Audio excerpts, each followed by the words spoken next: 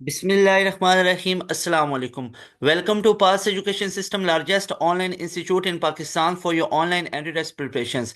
This is me Taimur and I hope you all are doing well. Dear students, इस एक video में हम discuss करेंगे यूईटी ई कैट के तमाम पास्ट पेपर को, जितने भी 11 फिजिक्स के रिलेटेड पूछे गए। 11 फिजिक्स के तमाम ई कैट के पास पेपर विद सोल्यूशन आप लोगों के साथ डिस्कस करूंगा इस एक वीडियो को। तो अगर आप लोग यूईटी का E CAT combined entry test first देने जा रहे हो या कंबाइंड एंट्री टेस्ट सेकंड देने जा रहे हो फॉर योर 2025 एडमिशन, तो ये वीडियो आप लोगों के लिए बहुत इंपॉर्टेंट है। इस वीडियो को आप लोगों ने खुद भी शुरू से लेकर एंड तक लाजमी देखना है और अपने दोस्तों के साथ कॉलेजेस के अंदर, अकेडमीज के ग्रुप्स के अंदर लाजमी तौर पे शेयर करना है ताकि लाजमी तौर पे बाकी भी स्टूडेंट्स जो हैं वो इसको देखें और उनका फ़ायदा हो सके। तो डियर स्टूडेंट्स, आप लोगों के लिए इतनी एफर्ट्स कर रहे हैं, पूरी यूट्यूब की हिस्ट्री में आप लोग बताइएगा लाजमी तौर पे कि सबसे ज़्यादा कौन आप लोगों के लिए एफर्ट कर रहा है, सबसे ज़्यादा ऑथेंटिक रेलिवेंट सबसे पहले कौन चीज़ें लेके आ रहा है। That is pass Education system. तो आप लोगों के लिए इतनी एफर्ट कर रहे हैं, इस चीज़ को आप एक साइड पे रखो, लेकिन आप लोगों से एक चीज़ डिमांड है कि आप लोगों ने 350 प्लस का टारगेट रखना है, आप लोगों ने 300 प्लस का टारगेट रखना है। आप लोगों के लिए दिन भर रात इतना कंटेंट यूईटी ई कैट के हवाले से लेके आ रहे हैं, गाइडलाइंस आप लोगों को दे रहे हैं, तमाम गाइडलाइंस दे रहे हैं। ए टू जी गाइडलाइन दी जा रही है कि ई कैट देना कैसे है, उसमें आप लोगों ने परफॉर्म कैसे करना है, आप लोगों ने पेपर को कैसे बेहतरीन अटेम्प्ट करना है, सारी टेक्निक्स भी बताई जा रही हैं और साथ में आपको प्रिपरेशन भी करवाई जा रही हैं। तो आप लोगों को यहाँ पे मैं एक अनाउंसमेंट देना चाहता हूँ कि आप लोगों ने अपने ई कैट के तमाम मार्क्स इस नंबर पे शेयर करने हैं। ये नंबर अभी आप लोग नोट कर लें। आप लोग वीडियो को पॉज करें और वीडियो को पॉज करके इस नंबर का स्क्रीनशॉट लें और इस नंबर पे आप लोगों ने अपने यूईटी ई कैट के रिजल्ट्स को शेयर करना है। एक तो अपने ई कैट के रिजल्ट्स शेयर करने हैं, जितने भी आप लोगों के रिजल्ट्स आ रहे हैं। मैं ये नहीं कह रहा कि 300 वाले 250 वाले ही सेंड करेंगे, 200 प्लस वाले टू, नहीं नहीं नहीं, जिनके खुदा न खासा डिजायर से कम भी है, और इससे परेशान होने वाली तो बात नहीं है। ये चीज अपने माइंड से निकाल दो कि हमने मेहनत की है तो हमें रिजल्ट भी उस लेवल का मिलेगा। भाई अगर उस लेवल का नहीं भी तो खुद में कमियां देखनी है कि कहाँ पे कमी रह गई है, दोबारा से पीर होंगे ई कैट 2 के अंदर, दोबारा से हिम्मत मारेंगे। तो ये सबसे अच्छा समझदार स्टूडेंट होता है जो इस तरह खुद को फ्लेक्सिबल रखता है, ना कि खुद को आप लोगों ने बिल्कुल रिजिड बना के रखना है। ठीक है ना? अच्छा जी, तो यहाँ पे आप लोगों ने अपने रिजल्ट्स भी लाजमी तौर पे शेयर करने हैं और जितने आप लोगों को एमसीक्यूज याद आएंगे उन तमाम एमसीक्यूज को भी आप लोगों ने इस पे शेयर करना है, ताकि उसके ऊपर हम एक वीडियो सोल्यूशन को डिजाइन करेंगे। तो dear students, this all effort is done by Pass Education System. इस वीडियो के अंदर हम यूईटी ई कैट के फिजिक्स के पास पेपर को डिस्कस करेंगे और इस एक वीडियो में मैं 11 फिजिक्स के कंप्लीट पास पेपर आप लोगों को सॉल्व करवाऊंगा। तो बिना टाइम वेस्ट किए अब हम चलते हैं एमसीक्यूज की तरफ, और उसके बाद एक और वीडियो है जिसमें मैं आप लोगों को 12 फिजिक्स के पास पेपर डिस्कस करवाऊंगा। तो डियर स्टूडेंट्स, यहाँ पे ये वाले तमाम एमसीक्यूज हैं, यूनिट वाइज इनको सेग्रीगेट किया गया है। उससे पहले हमारे पास सिग्निफिकेंट फिगर्स के बारे में बहुत इंपॉर्टेंट कुछ चीजें हैं, तो क्यों ना सबसे पहले मैं आप लोगों को वो डिस्कस। सिग्निफिकेंट फिगर्स के बारे में बहुत बार पूछा जाता है, तो क्यों ना सबसे पहले मैं आप लोगों को सिग्निफिकेंट फिगर्स के बारे में कुछ बता दूं। अब सिग्निफिकेंट फिगर्स के बारे में आप लोगों ने एक तो डेफिनेशन पढ़ी हुई है, all the accurately known digit and first doubtful digit is called significant figures. लेकिन पेपर में कैसे क्वेश्चंस आते हैं? पेपर में आते हैं 0.021, इसमें कितने सिग्निफिकेंट फिगर्स हैं? ठीक है, या 2.001, इसमें कितने सिग्निफिकेंट फिगर हैं? या 2.00, इसमें कितने सिग्निफिकेंट फिगर्स हैं? इसी तरह हमसे पूछा जाता है 3 × 10⁻⁸ इसके अंदर कितने सिग्निफिकेंट फिगर्स हैं? या हमसे पूछा जाता है फॉर एग्जांपल 2000, इसमें कितने सिग्निफिकेंट फिगर हैं? या 0.0003, इसमें कितने सिग्निफिकेंट फिगर्स हैं? या 1 × 10⁻⁷ इसमें कितने सिग्निफिकेंट फिगर्स हैं? या हमसे पूछा जाता है कि 10,000 kg with least count 10 kg, इसमें कितने सिग्निफिकेंट फिगर्स होंगे? ठीक है, ये for example 100 gram with least count 1 ग्राम, इसमें कितने सिग्निफिकेंट फिगर्स हैं? तो इस तरह के क्वेश्चंस को कैसे सॉल्व करेंगे, आइए सॉल्व करते हैं। पहली चीज, अगर तो जीरो लेफ्ट साइड पे है या जीरो राइट साइड पे है, काउंट करना है कि जीरो को सिग्निफिकेंट नहीं मानेंगे। यानी दोबारा सुनेंगे, जीरो अगर तो जीरो लेफ्ट साइड पे है या जीरो राइट साइड पे है, उसको सिग्निफिकेंट नहीं मानेंगे। सिर्फ एक condition, only and only one condition, जिसमें जीरो सिग्निफिकेंट होगी ऑन राइट साइड, यानी सिर्फ एक कंडीशन में जिसमें जीरो राइट साइड पे सिग्निफिकेंट होगी वो है जब ये आफ्टर पॉइंट आए। दोबारा सुनेंगे, जीरो लेफ्ट साइड पे आ जाए तो क्या सिग्निफिकेंट है? नो। जीरो राइट साइड पे आ जाए विदाउट पॉइंट, विदाउट पॉइंट मतलब 2000, कोई पॉइंट आ रहा है अंदर? नहीं आ रहा, तो जीरो सिग्निफिकेंट ये वाली नहीं होगी, एक ही सिग्निफिकेंट है। जैसे 50,000, कितने सिग्निफिकेंट फिगर्स हैं? एक है। क्यों? क्योंकि जीरो राइट पे आ रही है, नहीं होगी ना, विदाउट पॉइंट है। लेकिन अगर वो 5.000, तो अब ये जीरो पॉइंट के बाद आ रही है ना, तो अब ये सिग्निफिकेंट होगी, तो अब इसमें चार सिग्निफिकेंट फिगर्स। पहली चीज क्लियर हुई। जीरो लेफ्ट पे चाहे पॉइंट के बाद आए चाहे पॉइंट के अलावा आए, है तो जीरो लेफ्ट साइड पे ही ना, तो ये सिग्निफिकेंट दोनों केसेस में नहीं होगी। राइट साइड पे अगर 2000 आ रहा है तो नहीं है, अगर 2.00 आ रहा है तो फिर ये सिग्निफिकेंट होगी। इसमें अब चार सिग्निफिकेंट फिगर और इस वाले में एक सिग्निफिकेंट फिगर्स। तो यहाँ पे देखिएगा, जीरो पॉइंट टोटल कितने सिग्निफिकेंट फिगर्स? दो। यहाँ पे बात करें तो कितने? चार। दरमियान में भी जीरो सिग्निफिकेंट होती है, ठीक है, दरमियान में भी जीरो सिग्निफिकेंट होती है। 2.00 पॉइंट के बाद आ रही है, बिल्कुल सिग्निफिकेंट होगा। उसके बाद जो 10 की पावर्स होती हैं इनको इग्नोर किया जाता है, तो यहाँ पे सिर्फ एक, यहाँ पे भी सिर्फ एक, यहाँ पे सिर्फ एक, यहाँ पे सिर्फ एक। अब देखो लीस्ट काउंट वाला 10 kg है ना, 10 1 0 0 से काटो पीछे कितने बचे? चार चीजें बची ना, तो इसके सिग्निफिकेंट फिगर्स चार हैं। ये शॉर्टकट लगा रहा हूँ, वैसे इसका प्रॉपर वे भी बताता हूँ। 1 ग्राम है, वन को इस तरह करो तो 100 ही रहता है। 100 में कितनी चीजें आ रही हैं? 1 2 3, तो थ्री सिग्निफिकेंट फिगर्स। असल में होता ये है, लीस्ट काउंट जो मैयर वैल्यू होती है डिवाइडेड बाई लीस्ट काउंट करते होते हैं, फिर साइंटिफिक नोटेशन में लिखते हैं। अब जैसे हमारे पास है 100 ग्राम, तो क्यों ना मैं 100 ग्राम को 100 ग्राम मैयर value divide by least count किया, कितना आ गया? 100 ही आ गया। अब इसको साइंटिफिकली लिखो, 1 2, तो दूसरा पॉइंट, दो पॉइंट तक यहाँ पे लेके आए, तो ये 1.00, 10 रेज 2 आ गया। ऐसे 10 की पावर को तो इग्नोर करेंगे। अब 1.00 कितना होता है? 1.00, तो जीरो पॉइंट के बाद आ रही है तो सिग्निफिकेंट तो होगी ना, तो टोटल तीन सिग्निफिकेंट। और मैंने भी आपको ये नहीं बताया था इसके तीन सिग्निफिकेंट होते हैं। Got it? आई होप आपको ये सिग्निफिकेंट फिगर्स का क्लियर होगा। मैं दोबारा बता देता हूँ। जीरो ऑन लेफ्ट साइड चाहे पॉइंट के साथ आए चाहे पॉइंट के अलावा आए, जीरो अगर लेफ्ट साइड पे आ जाए, विद पॉइंट आ जाए या विदाउट पॉइंट आ जाए, तो ये कभी भी सिग्निफिकेंट नहीं होगी अगर ये लेफ्ट साइड पे आ रही है। अगर ये राइट साइड पे आ रही है और आ भी आफ्टर पॉइंट रही है, पॉइंट के बाद जीरो आ रही है, तो फिर ये सिग्निफिकेंट होगी। लेकिन पॉइंट के अलावा अगर आ रही है ना, तो फिर बिल्कुल भी नहीं होगी। दरमियान में टू नॉन जीरो डिजिट के दरमियान में जीरो आ जाए तो भी ये सिग्निफिकेंट होती है। अगर 10 रेज पावर आ जाए कुछ, तो वो कभी भी सिग्निफिकेंट नहीं होते हैं। आगे चलते हैं। हमारे पास पहला क्वेश्चन है यहाँ पे। आई होप ये तमाम चीज़ें आप लोगों को क्लियर हुई होंगी।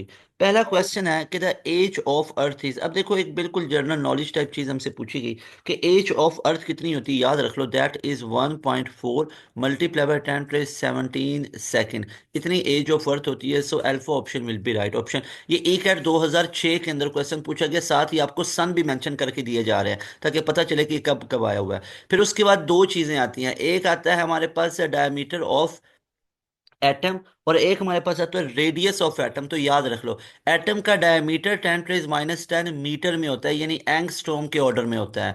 और जो रेडियस होता है वो फर्मी के ऑर्डर में होता है, 10 ⁻15 मीटर। ये उसका जो न्यूक्लियस है ना, उसका डायमीटर इसके ऑर्डर में होता है, फर्मी के ऑर्डर में। Got it? तो यहाँ पे तो उसने डायमीटर पूछा हुआ है, तो वो हमारे पास कितना होगा? 10 ⁻10 मीटर होगा। सो हमारे पास यहाँ पे राइट ऑप्शन क्या होगा? That will be beta option. उसके बाद नेक्स्ट क्वेश्चन हमारे पास है, 1 light year is equal to, मैंने आप लोगों को कई बार बताया कि light year is basically unit of distance. ये किसका यूनिट है? यूनिट ऑफ डिस्टेंस है पहले नंबर पे, ये आप लोगों ने याद रखना है, ठीक है।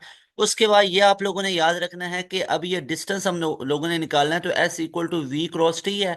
तो light year is a unit of distance ना, तो S equal to V cross T है। तो वी क्या बन जाएगा? सी मल्टीप्लाई बाय टी बन जाएगा। तो सी तो 3.0 into 10 ⁻8 metre per second. Time कितना होता है?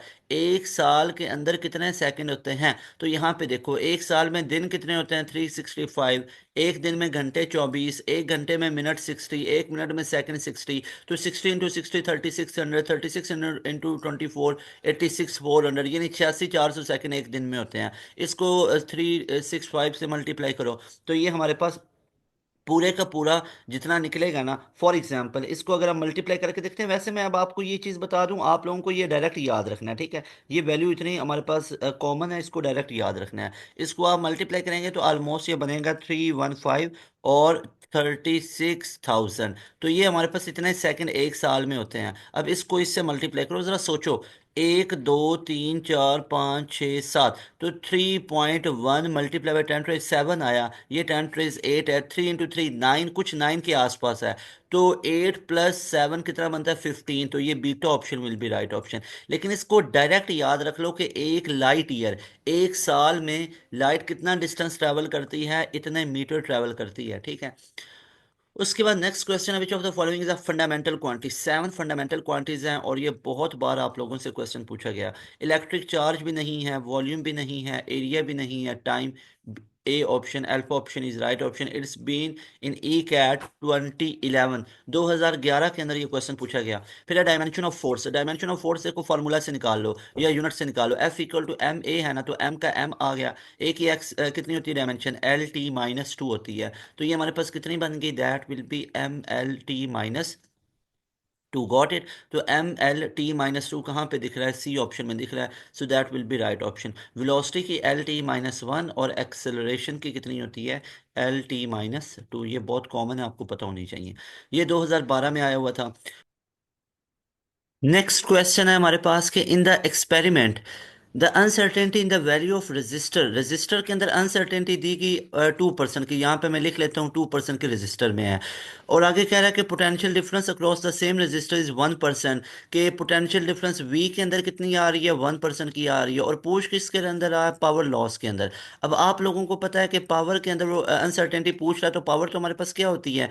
P = VI। अब एक चीज को बड़े ध्यान से देखिएगा, ये पावर का मेन रिलेशन है। V की जगह IR पुट करो तो ये I² R बन गया। I की जगह V/R पुट करो तो ये V²/R बन गया। अब यहां से ये वाला रिलेशन हम यूज करेंगे क्योंकि इसमें वोल्टेज और R दोनों आ रहे हैं। एक मजे की बात यह है कि नोट डालेंगे कि अगर तो दो चीजें क्वांटिटीज मल्टीप्लाई हो रही हैं, इनकी अनसर्टेनिटीज ऐड होती हैं। अगर डिवाइड हो रही हैं फिर भी इनकी अनसर्टेनिटीज ऐड होती हैं। तो यहाँ पे पावर के अंदर कितनी, यहाँ पे वोल्टेज के अंदर कितनी है? 1, ऊपर स्केयर आ गया। और नीचे रेजिस्टर डिवाइड हो रहा है ना, लेकिन इसकी अनसर्टेनिटी भी ऐड हो जाएगी। ऐसे ही है, मेरी बात समझ आई है? अब ये इसका 1 का स्केयर है। अब याद रखिएगा, जो ये पावर होती है ये अनसर्टेनिटी के साथ मल्टीप्लाई करवाई जाती है।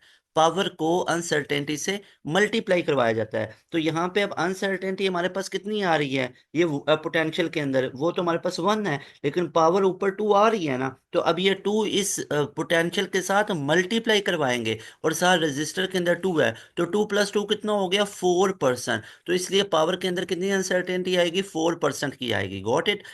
तो यहाँ पे approximately alpha option will be right option, के 4% विल बी राइट ऑप्शन। ये 2016 में आया हुआ था क्वेश्चन। उसके बाद हमारे पास एक नेक्स्ट क्वेश्चन है, in experiment the length of steel rod is to be measured. Steel rod की मेजरमेंट हमने करनी है। For this purpose a student finds 2 devices in lab. एक device A can measure length with absolute uncertainty 0.5 cm, while B can make same measurement with absolute uncertainty 0.05 cm. For the precise measurement the student should be. अब यहाँ पे simple आपसे ये पूछ रहा है कि जितनी वैल्यू फ्रैक्शन में होगी, मतलब आपको ये वो चेक करना चाह रहा है कि जितनी वैल्यू फ्रैक्शन के अंदर होगी तो हमारे पास वो प्रिसाइज मेजरमेंट होगी या नहीं होगी। तो यहाँ पे देखो, जिसकी एब्सोल्यूट अनसर्टेनिटी कम होगी तो उसी को हम क्या करेंगे? यूज करेंगे। तो यहाँ पे ए डिवाइस की कितनी आ रही है? 0.5 cm, बी की 0.05 cm। तो प्रिसाइज मेजरमेंट के लिए एब्सोल्यूट अनसर्टेनिटी लो होगी। तो हमारे पास right option will be use only device B for the measurement, क्योंकि हमने प्रिसाइज मेजरमेंट लेनी है। एक्यूरेट मेजरमेंट के लिए 0.5 cm यूज किया जाएगा, ठीक है। उसके बाद यहाँ पे नेक्स्ट मूव करते हैं तो हमारे पास चैप्टर नंबर 2 आ जाता है, ठीक है। अच्छा जी, अब यहाँ पे ये जितनी मैंने चीज़ें आप लोगों को बताई हैं, इनको आप लोगों ने एज इट इज़ नोट करते जाना। ये चीज़ें बहुत इंपॉर्टेंट है। बार बार आप लोगों के पेपर के अंदर ये चीज़ें पूछी जाती हैं, रिपीट होती हैं, ठीक है। अच्छा जी, अब यहाँ पे एक चीज़ मैं आप लोगों को बता देता हूँ कि ये वाले तमाम जितने भी क्वेश्चंस मैं आप लोगों को करवा रहा हूँ, ये आप लोगों के पास पेपर के अंदर पूछे गए हैं। अब यहाँ पे जो प्रिसीजन एक्यूरेसी है ना, इसमें स्टूडेंट को प्रॉब्लम होता है। तो यहाँ पे ये क्यों ना टॉपिक में पहले आप लोगों को ये समझा देता हूँ थोड़ा सा, ठीक है ना। तो यहाँ पे देखिएगा, एक साइड पे मैं आपको अभी समझ लो। भाई एक्यूरेसी मतलब कहते हैं जो हमारी मैयर्ड वैल्यू है, जो मैयर्ड वैल्यू है वो हमारी एक्चुअल वैल्यू के कितने क्लोजर है, यानी एक्चुअल वैल्यू के कितने क्लोजर है, इसको हम क्या बोलते हैं, उसको हम बोलते हैं एक्यूरेट मेजरमेंट। सही है। उसके बाद ये हमें बताता है डिग्री ऑफ करेक्टनेस को, ये डिग्री ऑफ करेक्टनेस को बताता है हमें, ठीक है, इसको याद रखना है। और ये एसोसिएटेड होता है सिस्टमैटिक एरर के साथ, सिस्टमैटिक एरर के साथ ये जुड़ी होती है, ठीक है। और उसके बाद एक्यूरेसी हमारे पास इस सिस्टमैटिक एरर के इन्वर्सली प्रोपोर्शनल है। अगर किसी डिवाइस के अंदर सिस्टमैटिक एरर ज़्यादा है तो वहाँ पे एक्यूरेसी कम होगी। अब उसके बाद मिसाल के तौर पे हमारे पास कोई एक वैल्यू आ जाती है, जैसे फॉर एग्जांपल वो हमें कहते हैं ग्रेविटी की वैल्यू निकालो विच इज़ 9.8 मीटर पर सेकंड स्क्वायर, ठीक है। और एक हमारे पास अब आ रहा है 9.7999 आ रहा है एक हमारे पास, ठीक है। और एक हमारे पास फॉर एग्जांपल आ रहा है विच इज़ 9.7 एक हमारे पास आ रहा है। ये इसकी वैल्यूज मैं ऐसे ले लेता हूँ कि एक हमारे पास आ रहा है कि विच इज़ 9.6999, और एक 9 हमारे पास आ रहा है फॉर एग्जांपल 7, और एक हमारे पास आ रहा है कि 9.55। तो आपने देखना है कि हमारी जो अब इसके अंदर एक्यूरेट मेजरमेंट होगी वो ये वाली होगी, क्यों, क्योंकि ये इस एक्चुअल वैल्यू के ज़्यादा क्लोजर आ रही है। तो जो एक्चुअल वैल्यू के ज़्यादा क्लोजर होगी उसको हम एक्यूरेट मेजरमेंट बोलेंगे। लेकिन what about precise measurement, precise measurement कहते हैं कि जितनी कोई वैल्यू फ्रैक्शन में हो, जैसे 0.0000, जितनी ज़्यादा फ्रैक्शन में हो वो उतनी प्रिसाइज होती है, ठीक है। या इसको हम ये कह सकते हैं कि हाउ मच, या up to how much we can measure minute value, कि कितनी हम मिनिमम से मिनिमम वैल्यू को मैयर कर सकते हैं। इसे हम क्या बोलते होते हैं, इसे हम प्रिसाइज मेजरमेंट बोलते होते हैं, कि कितनी हम मिनिमम से मिनिमम वैल्यू को मैयर कर सकते हैं। तो ये हमारे प्रिसाइज मेजरमेंट को बताता है। अब ये किसके साथ एसोसिएटेड होता है, ये रैंडम एरर के साथ एसोसिएटेड होता है। कि अगर, और ये किसके साथ एसोसिएटेड होता है, रैंडम एरर के साथ कैसे एसोसिएटेड होगा, कि रैंडम एरर बेसिकली प्रिसीजन के इन्वर्सली प्रोपोर्शनल होता है, ठीक है ना। और दूसरा ये किसके साथ एसोसिएट होता है, लीस्ट काउंट के साथ, ये लीस्ट काउंट के साथ एसोसिएटेड होता है प्रिसीजन, ठीक है। अब जैसे मीटर रॉड की बात करूं तो उसकी हमारे पास क्या होता है, least count 1 millimetre. Vernier caliper की बात करूं तो उसका होता है 0.1 मिलीमीटर। अगर स्क्रू गेज की बात करूं तो वो होता है 0.01 मिलीमीटर। तो इन तीनों के अंदर से मुझे बताओ कि एक्यूरेट मेजरमेंट कौन देगा, मीटर रॉड देगा, लेकिन प्रिसाइज मेजरमेंट कौन देगा, स्क्रू गेज देगा, सही है। तो ये मीटर रॉड क्या देगा, ये हमें एक्यूरेट मेजरमेंट देगा जिसमें फ्रैक्शन कम है, और ये हमें प्रिसाइज मेजरमेंट देगा। सो आई होप अब आपको 100% क्लियर हुआ होगा। So next we move toward chapter number 2। Chapter number 2 के अंदर अगर हम मूव करें तो सबसे पहला क्वेश्चन हमारे पास आ रहा है कि magnitude of two vectors of magnitude है 3 4, unit is 5, what is the angle between two vectors. तो याद रख लो हमारे पास जब भी रिजल्टेंट हमें गिवन हो और हमें वो वेक्टर्स की मैग्नीट्यूड भी गिवन हो तो हम किस तरीके से निकालते हैं, वो सिंपल सा रिलेशन होता है, आर इज इक्वल टू ए का स्क्वायर प्लस बी का square plus 2ab cosine of theta. इस फार्मूला से हम क्या निकाल लेते होते हैं, हम एंगल को निकाल लेते होते हैं। तो यहाँ पे हमारे पास वो कह रहा है कि the magnitude of resultant of two vector is 5। तो ये आर की वैल्यू हमें गिवन है ना, तो यहाँ पे देखो हमने निकालना तो एंगल है, तो क्यों ना इसका स्केल लिया जाए। तो दोनों साइड पे स्केल लिया तो ये कितना बन गया, R square will be equal to A square plus B square plus 2ab, ऐसे ही है। अच्छा जी, और साथ में कोसाइन ऑफ थीटा हमारे पास आ रहा है, तो यहाँ पे देखें तो ये हमारे पास कितना बन जाता है, दैट इज, ये हमारे पास 5 है, ऐसे ये 5 का स्क्वायर 25 हो गया। और ये अगर ए स्क्वायर की बात की जाए तो ये 3 का स्क्वायर 9, 4 का स्क्वायर 16, प्लस 2 इंटू ए कितना है 3, और बी कितना है 4 इंटू कोसाइन ऑफ थीटा हो गया, गॉट इट। अच्छा जी, अब ये 25 इसमें से माइनस, ओके, ये जीरो हो गया। उसके बाद यहाँ पे अगर हम देखेंगे तो ये हमारे पास कितना बचा, जीरो इज इक्वल टू 3 2 6, 6 4 24, तो ये 24 इंटू कोसाइन ऑफ थीटा हो गया, ऐसे ही है। अब ये देखो 24 भी जीरो हो गया, तो theta is equal to cosine inverse into zero आ गया, ऐसे ही है। और किस पे कोसाइन जीरो होता है, ये हमारे पास 90 डिग्री यानी पाई/2 पे होता है। सो हमारे पास यहाँ पे right option will be C option पाई/2, के एंगल हमारे पास कितना होगा, दैट विल बी π/2। और वैसे भी यहाँ पे देखें तो ये हमारे पास राइट एंगल ट्रायंगल बन रही है, एंगल 90 का तो कोसाइन ऑफ 90 जीरो, तो वो किस पे होता है, π/2 पे होता है। उसके बाद नेक्स्ट क्वेश्चन हमसे पूछा गया, a body starting from the origin first all move 10 metre. Origin से स्टार्ट करता है, पहले 10 मीटर मूव करता है टुवर्ड नॉर्थ, नॉर्थ की तरफ पहले 10 मीटर मूव करता है। यानी अगर मैं डायरेक्शन इंडिकेटर बनाता हूँ तो ये ईस्ट वेस्ट नॉर्थ साउथ ये हमारे पास फॉर एग्जांपल हैं। तो पहले वो 10 मीटर नॉर्थ की तरफ मूव करता है, फिर 15 मीटर ईस्ट की तरफ मूव करता है, ठीक है। 10 मीटर पहले किधर मूव किया, इधर नॉर्थ की तरफ, नॉर्थ की तरफ गया, फिर ईस्ट की तरफ वो गया 15 मीटर, फिर वर्टिकली अपवर्ड गया, फिर and finally move vertically upward. तो आप लोगों ने बताना है कि इसका टोटल डिस्प्लेसमेंट कितना होगा। डिस्प्लेसमेंट हम किसे बोलते हैं, डिस्प्लेसमेंट हम बोलते हैं shortest distance between 2 point, shortest distance between 2 point. तो 2 पॉइंट के दरमियान शॉर्टेस्ट डिस्टेंस हमारे पास कितना हो जाएगा। तो यहाँ पे देखो तो हमारे पास इन तमाम का डिस्प्लेसमेंट निकालने के लिए हम करेंगे ए से बी तक, और इसका डिस्प्लेसमेंट निकालने का सबसे बेस्ट वे होता है जब इतने पॉइंट्स गिवन हो। तो पहला 10 है ना, तो 10 का स्केयर आ गया, और डिस्टेंस हमेशा किस में होता है, पॉजिटिव होता है, नेगेटिव नहीं होता। फिर 15 का स्केयर आ गया, फिर 20 का स्केयर आ गया, ठीक है। तो यहाँ पे देखो अब इसको सॉल्व कर लेते हैं। 10 का स्केयर कितना होता है, 100 होता है। उसके बाद हमारे पास आ गया 10 का स्केयर, उसके बाद हमारे पास आ गया ये 15 का स्केयर, 15 का स्केयर 15 × 15 कर लें तो ये कितना बनता है, 225 बनता है। उसके बाद हमारे पास 20 का स्केयर कितना बनता है, 400 बनता है। तो ये आप लोगों ने ऐसे एज इट इज लिख लिया। अब ये कितना बना, 500, 725 बना, 725। अब यहाँ पे देखें जो 725 है, अब 725 का अप्रोक्सीमेटली हमारे पास स्केयर रूट कितना बनता है। अगर मैं बात करूं 725 का, तो अगर मैं 26 करूं, 26 × 26 कितना बनता है, ये 676 है। तो ऑलमोस्ट इसके करीब करीब आ रहा है या नहीं आ रहा, 30 तो बिल्कुल ही ना हो सकता। क्यों नहीं हो सकता, क्योंकि 30 अगर 30 का स्केयर करेंगे ना, तो वो तो हमारे पास ऑलमोस्ट कितना बनता है, 30 का स्केयर तो हमारे पास बनता है 900। तो ये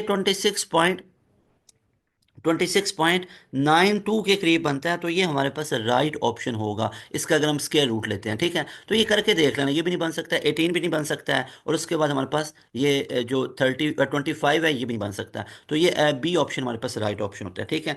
तो ये आप लोगों ने याद रखना है। अच्छा जी, एक और चीज़ है कि वैसे इसका जो स्क्वायर रूट एग्जैक्ट होता है ना 725 का, ये हमारे पास अप्रोक्सीमेटली होता है इतना ही, 26.92 के करीब ही होता है, ठीक है ना। इसको भी आप लोगों ने याद रख लेना है।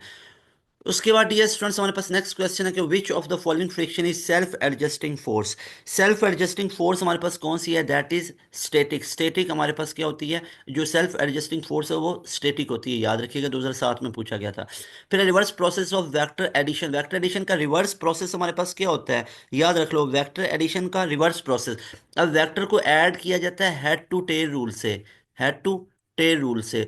और इसका जो रिवर्स प्रोसेस होगा वो हमारे पास क्या होता है, वेक्टर सब्ट्रैक्शन होता है। ये भी हेड टू टेल रूल से किया जाता है, लेकिन उसमें जो एक हमारे पास है ना a+b है वेक्टर्स को ऐड करने के लिए, तो सब्ट्रैक्ट करने के लिए a-b हो जाएगा ना, तो b वाले की आपने डायरेक्शन को चेंज करना है। तो ये हमारे पास वेक्टर एडिशन का रिवर्स प्रोसेस वेक्टर सब्ट्रैक्शन है। फिर है when cross product of two vectors a and b is zero then their dot product will be. अब देखो दो हमारे पास वेक्टर है, उनकी क्रॉस प्रोडक्ट यानी a क्रॉस b हमारे पास जीरो आ रही है। इसका मतलब क्या है, कहीं ना कहीं पे इनमें एंगल 0 डिग्री का है, पैरेलल है। तो भाई उनकी डॉट कितनी होगी, a.b, तो एंगल 0 है ना, तो कोसाइन ऑफ 0 तो मैक्सिमम होता है, तो उनकी डॉट प्रोडक्ट ए बी के इक्वल आएगी, क्योंकि कोसाइन ऑफ 0 1 हो जाएगा। सो हमारे पास राइट ऑप्शन इसका कितना बनेगा, दैट विल बी, कि अगर A B is zero then their dot product will be. तो उनकी डॉट प्रोडक्ट हमारे पास कितनी होगी, खुद सोचो कि when cross product of two vector A and B is zero, cross product zero आ रही है, यानी A B sine of zero अगर आ रहा है फॉर एग्जांपल एन कैप,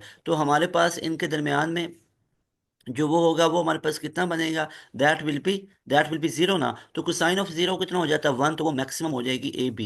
ये हमारे पास अल्फा ऑप्शन राइट ऑप्शन होगा। फिर है स्केलर प्रोडक्ट ऑफ, इनकी स्केलर प्रोडक्ट यानी डॉट प्रोडक्ट कितनी है। तो ये देखिएगा आई वाले को आई से करो तो 3 आ गया, उसके बाद प्लस का साइन, और जे वाला है ही नहीं तो वो जीरो हो गया, उसके बाद प्लस का साइन। फिर ये के वाले की अगर मैं बात करूं तो के वाला हमारे पास कितना बन रहा है, ये अगर आप लोग देखो तो ये हमारे पास कितना है, 3 है। तो 3 × -4 कितना होता है, -12 होता है। तो ये कितना बन गया, 3 - 12, तो कितना आ गया, -9। So right option will be B option will be right option, got it. अच्छा जी, उसके बाद नेक्स्ट मूव करें तो नेक्स्ट हमारे पास क्वेश्चन आ जाता है, क्वेश्चन नंबर 7। अब इसमें कहा गया कि विच of the following is not a vector quantity. Kinetic energy क्या वेक्टर क्वांटिटी है? Momentum, acceleration, force. तो फोर्स भी वेक्टर क्वांटिटी है, एक्सेलरेशन भी वेक्टर क्वांटिटी है, मोमेंटम भी हमारे पास वेक्टर क्वांटिटी होती है, और एंगुलर मोमेंटम भी हमारे पास वेक्टर क्वांटिटी होता है, याद रख लो। तो यहाँ पे kinetic energy is not a vector quantity, that is a scalar. Work भी हमारे पास स्केलर है, पावर भी स्केलर है।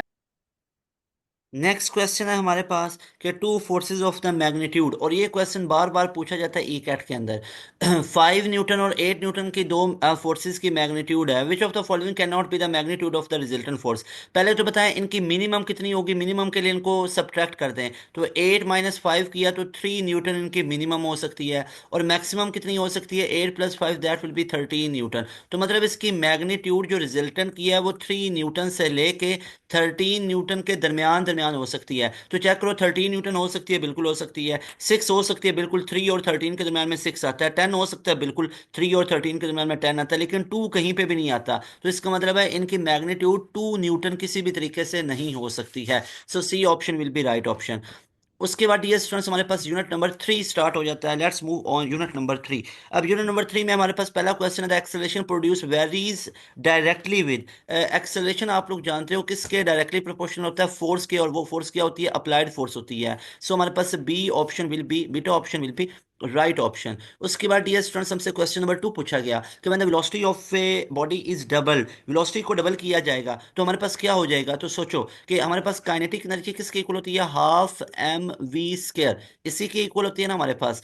तो अगर हम वेलोसिटी को डबल करेंगे, अगर हम वेलोसिटी को डबल करेंगे तो उससे हमारे पास क्या हो जाता है? तो याद रखो, अगर हम वेलोसिटी को डबल कर देंगे तो हमारे पास क्या क्या काइनेटिक एनर्जी डबल होती है? नहीं। अगर वेलोसिटी को डबल करेंगे तो काइनेटिक एनर्जी तो 4 टाइम होनी चाहिए, तो ये नहीं हो सकता। Potential energy is double, potential energy क्या डबल होगी? नहीं। मोमेंटम इज डबल, हाँ। Momentum P is equal to M V होता है। तो मोमेंटम मास के भी डायरेक्टली प्रोपोर्शनल होता है, और मोमेंटम वेलोसिटी के भी डायरेक्टली प्रोपोर्शनल होता है। सो मोमेंटम हमारे पास डबल हो जाएगा। कई बच्चे जल्दी में मिस्टेक क्या करते हैं कि वेलोसिटी पूछा, जल्दी से काइनेटिक एनर्जी पे टिक लगाते हैं। तो भाई अगर तो काइनेटिक एनर्जी 4 टाइम होता है तो that could be right option, but it is momentum, ये मोमेंटम डबल होगा, ठीक है? क्योंकि मोमेंटम इसके साथ डायरेक्टली प्रोपोर्शनल होता है। काइनेटिक एनर्जी वेलोसिटी के साथ डायरेक्टली नहीं है, बल्कि उसके स्केयर के साथ डायरेक्टली है। इस चीज का भी खास ख्याल रखना है। नेक्स्ट क्वेश्चन है हमारे पास, डियर स्टूडेंट्स, के rocket propulsion is according to law of conservation of momentum. ये law of conservation of momentum को फॉलो करता है कि m1v1 plus m2v2 is equal to m1v1 prime plus m2v2 prime. ये लॉ ऑफ कंजर्वेशन ऑफ जो linear momentum है उसको बे करता है। उसके बाद bullet is fired with an angle of 30 degree with velocity 196 metre पर second, how much time bullet will remain in space. Bullet कितने टाइम तक स्पेस में रहेगी? तो टाइम ऑफ फ्लाइट का फॉर्मूला लगेगा 2vi sign of theta upon में g. तो यहां पे देखो 2 आ गया एज इट इज, वी आई कितनी है? 196। साइन ऑफ 30 कितना होता है? 1/2। जी का वैल्यू 10 पुट करो, 2 से कैंसिल हो गया तो हमारे पास बचा 196/10। तो ये कितना बनता है? ऑलमोस्ट 19.6 सेकेंड बनता है, जिसको मैं क्या लिख सकता हूँ? 20 सेकेंड। देख लो कहीं पे 19.6 एग्जैक्ट तो नहीं है, नहीं है, तो इसलिए आप बीटा को ही चूज करेंगे। अगर तो 19.6 एग्जैक्ट होता तो उसको चूज करना, अब नहीं है तो अप्रोक्सीमेटली हमारे पास B option will be right option. उसके बाद हमारे पास नेक्स्ट क्वेश्चन आ जाता है, डियर स्टूडेंट्स, के dash newton force is required to fracture the net skull. Skull को ब्रेक करने के लिए कितनी फोर्स चाहिए होती है? ये हमारे पास 5 न्यूटन की फोर्स चाहिए होती है। 5 न्यूटन की फोर्स चाहिए होती है। So alpha option will be right option. ये हमारे पास 2009 के ई कैट के अंदर क्वेश्चन पूछा गया था। उसके बाद डियर स्टूडेंट्स हमारे पास 2009 के पेपर के अंदर एक और क्वेश्चन पूछा गया था कि a typical rocket uses 10,000 kg per second of fuel and eject the burned gases at the speed of 4,000 metre per second. ये हमारे पास याद रखिएगा कि उन गैस जो हमारे पास इजेक्शन होती है गैसेस की, वो किस स्पीड के साथ होती है? 4,000 मीटर पर सेकेंड से होती है। ये 2009 के ई कैट के अंदर क्वेश्चन पूछा गया था रॉकेट प्रोपल्जन के अंदर से। बहुत इंपॉर्टेंट है। Projectile motion, elastic collision in one dimension, rocket propulsion, Newton laws. उसके बाद जो मोमेंटम वाले हैं, law of conservation of momentum, ये ई कैट के अंदर बहुत आएंगे, और प्री इंजीनियरिंग वालों के तो बहुत ज्यादा इसके अंदर से क्वेश्चंस आएंगे, और प्री मेडिकल वालों के। उसके बाद यहाँ पे अगर हम बात करें तो नेक्स्ट क्वेश्चन है कि when rocket is projected at angle of 30 degree with initial speed इतनी, the time of flight will be. अब टाइम ऑफ फ्लाइट हमारे पास क्या होता है? टाइम ऑफ फ्लाइट होता है 2vi sign of theta upon में जी। तो हमारे पास 2 का 2 आ गया, वी आई हमारे पास कितनी है? 980 मीटर पर सेकंड, और साइन ऑफ 31/2 अपॉन में 10 आ गया। 2 2 से कैंसिल हो गया, तो ये हमारे पास बनता है ऑलमोस्ट दैट विल बी ये हमारे पास यहाँ पे इसको अगर हम करेंगे तो ये हमारे पास ऑलमोस्ट कितना बन जाएगा, दैट विल बी 980। ये हमारे पास इसको डिवाइड अगर हम 10 पे करते हैं, जीरो जीरो से, तो ये हमारे पास 98 के करीब बनता है ऑलमोस्ट। तो राइट ऑप्शन हमारे पास कितना बनेगा, 98 सेकेंड। तो 98 सेकेंड कहीं पे आपको दिख रहा है, 98 सेकेंड ये इसके करीब करीब नहीं है, ये 14 वाले भी नहीं है, 1 भी नहीं है, तो अब डेफिनेटली बीटा ऑप्शन होगा। बाकी ऑप्शन देखो ना दूर दूर है, तो ये हमारे पास B option will be right option. Next question है, और यहाँ पे हिंट भी दिया गया था, ठीक है। फिर है कि when a ball moves from ground and reaches to its maximum height in 3 second, what is its initial velocity. तो याद रखो, जब वो मैक्सिमम हाइट पे पहुंचा, तो मैक्सिमम हाइट पे पहुंच के उसकी फाइनल वेलोसिटी कितनी होगी, जीरो होगी। अब हमने इनिशियल वेलोसिटी निकालनी है, इनिशियल वेलोसिटी निकालनी है। जरा सोचो, क्या सेकंड और थर्ड इक्वेशन लगा सकते हो, सेकंड में भी डिस्टेंस आ रहा है, थर्ड में भी डिस्टेंस आ रहा है, तो हम फर्स्ट इक्वेशन की तरफ मूव करेंगे, V F is equal to V I plus A T की तरफ जाएंगे। अब बॉडी नीचे से ऊपर की तरफ मूव कर रही है, तो उसका जी माइनस जी हो जाएगा, यानी जी की वैल्यू हमारे पास कितनी होगी, -10 को लेंगे। तो यहाँ पे अब देखिएगा, वी एफ तो जीरो आ गई, वी आई हम लोगों ने फाइंड आउट करना है, तो प्लस ए की जगह पे -10 पुट किया, और टाइम हमारे पास कितना आ रहा है, 3 सेकंड का आ रहा है। तो यहाँ पे देखिएगा, ये हमारे पास कितना बन गया, zero is equal to V I -30। तो इसका मतलब है कि वी आई की वैल्यू हमारे पास कितनी आ गई, +30 में आ गई। So V I will be equal to +30 second. अब +30 वाला तो हमारे पास नहीं है, तो उसके अप्रोक्सीमेटली कितना होगा, 29.4 मीटर पर सेकेंड, क्योंकि हमने जी का वैल्यू 10 लिया है ना, जबकि लेना 9.8 होता है, तो इसलिए अप्रोक्सीमेटली थोड़ा बहुत इतना अब आपने देख लेना है, ये 29.4 मीटर पर सेकेंड होगा। नेक्स्ट क्वेश्चन है कि rocket propulsion is according to Newton third law. ये न्यूटन के थर्ड लॉ के मुताबिक होता है कि एक्शन और reactions are equal but in opposite direction. Action and reactions are equal, action and reactions are equal but in opposite direction. तो ये आप लोगों ने अच्छे तरीके से याद रखना है, ये हमारे पास किसको ओबे करता है, ये न्यूटन के थर्ड लॉ को ओबे करता है, ठीक है। अच्छा जी, उसके बाद हमारे पास नेक्स्ट क्वेश्चन आ जाता है, नेक्स्ट क्वेश्चन की तरफ मूव करते हैं। Question number 12, a bullet is fired with an angle of 30 degree with velocity of 190 metre पर second, how much the bullet will remain in space. तो यहाँ पे अगेन टाइम ऑफ फ्लाइट लगेगा 2 V I sin theta upon में g. तो यहाँ पे अगर मैं बात करूँ तो 2 का 2 आ गया, वी आई हमारे पास कितनी है, 196। साइन ऑफ 30 है, तो साइन ऑफ 30 1/2 होता है, अपॉन में जी की वैल्यू 10, तो 2 2 से कैंसिल हो गया, तो 196 अपॉन में 10 आ गया, और ये हमारे पास कितना बनेगा, दैट विल बी 19.6 सेकेंड, क्योंकि टाइम ऑफ फ्लाइट है। तो right option will be beta option, got it.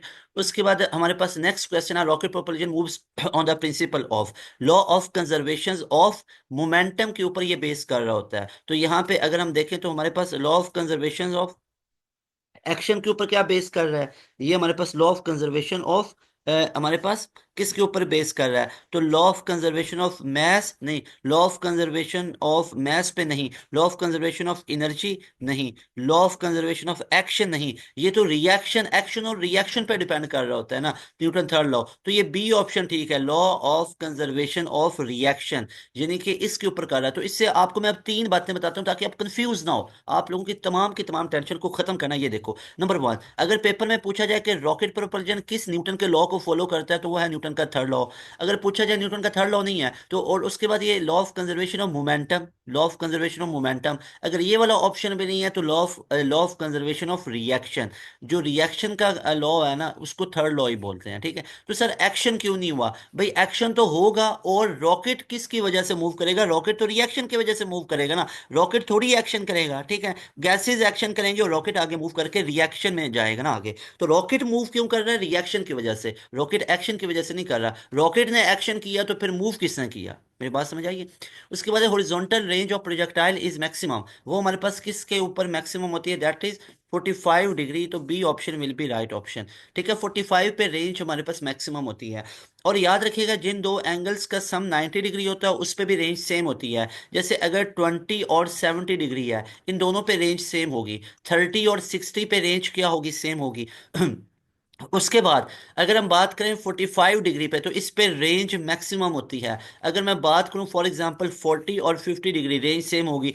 जिन दो एंगल्स का सम 90 डिग्री आता है उन पे रेंज की वैल्यू सेम होती है, याद रख लो। जैसे पेपर में पूछा जाता है कि एक बॉडी को फेंका गया फॉर एग्जांपल 35 डिग्री पे, तो उसकी रेंज बिल्कुल सेम होगी कि जब उसको फेंका जाए किस एंगल पे, 55 डिग्री पे बी ऑप्शन, 65 डिग्री पे सी ऑप्शन, 45 डिग्री पे डेल्टा ऑप्शन, 75 पे। तो सोचना आप लोगों ने 35 पे फेंका गया तो इसकी रेंज किसके साथ सेम होगी, तो अब आपने सम कितना बनाना है, 90 बनाना है। तो ये हमारे पास कितना बनेगा, दैट विल बी 55 डिग्री ना, क्योंकि 55 और 35 को ऐड करोगे तो दैट विल बी 90।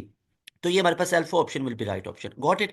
अच्छा, अब आप लोग मुझे बताओ क्वेश्चन नंबर 14 की असाइनमेंट आप लोगों के लिए। मुझे बताओ 27 डिग्री पे रेंज कब सेम होगी, यानी एक बॉडी को फेंका गया 27 डिग्री पे, तो इसकी रेंज कब किस एंगल के सेम होगी, जब उसको कितने एंगल पे फेंका जाए, यानी एक बंदा उसने 27 पे फेंका है और एक बंदा किस एंगल पे फेंके तो वो भी उतना ही दूर जाए जितना पहले वाले बंदे ने 27 पे फेंका था, तो वो ऑब्जेक्ट दूर गया था। तो आप लोगों ने मुझे बताना है कि राइट ऑप्शन हमारे पास कितना होगा। That will be 53 degree, B option will be 63 degree, क्या वो 63 डिग्री होगा, सी ऑप्शन क्या वो 73 डिग्री होगा, और डेल्टा ऑप्शन क्या वो 45 डिग्री होगा। तो जरा मुझे कमेंट करके बताओ कि इसका राइट ऑप्शन कितना होगा। आप लोगों ने कमेंट करना है, अपना नाम के साथ लिखना है, अपने नाम के साथ। ठीक है, पहला वर्ड अपने नाम का बेशक लिख लें कि sir question number 14 your assignment answer is ये जो भी आपको लगता है ना वो आपने आंसर कमेंट करना है।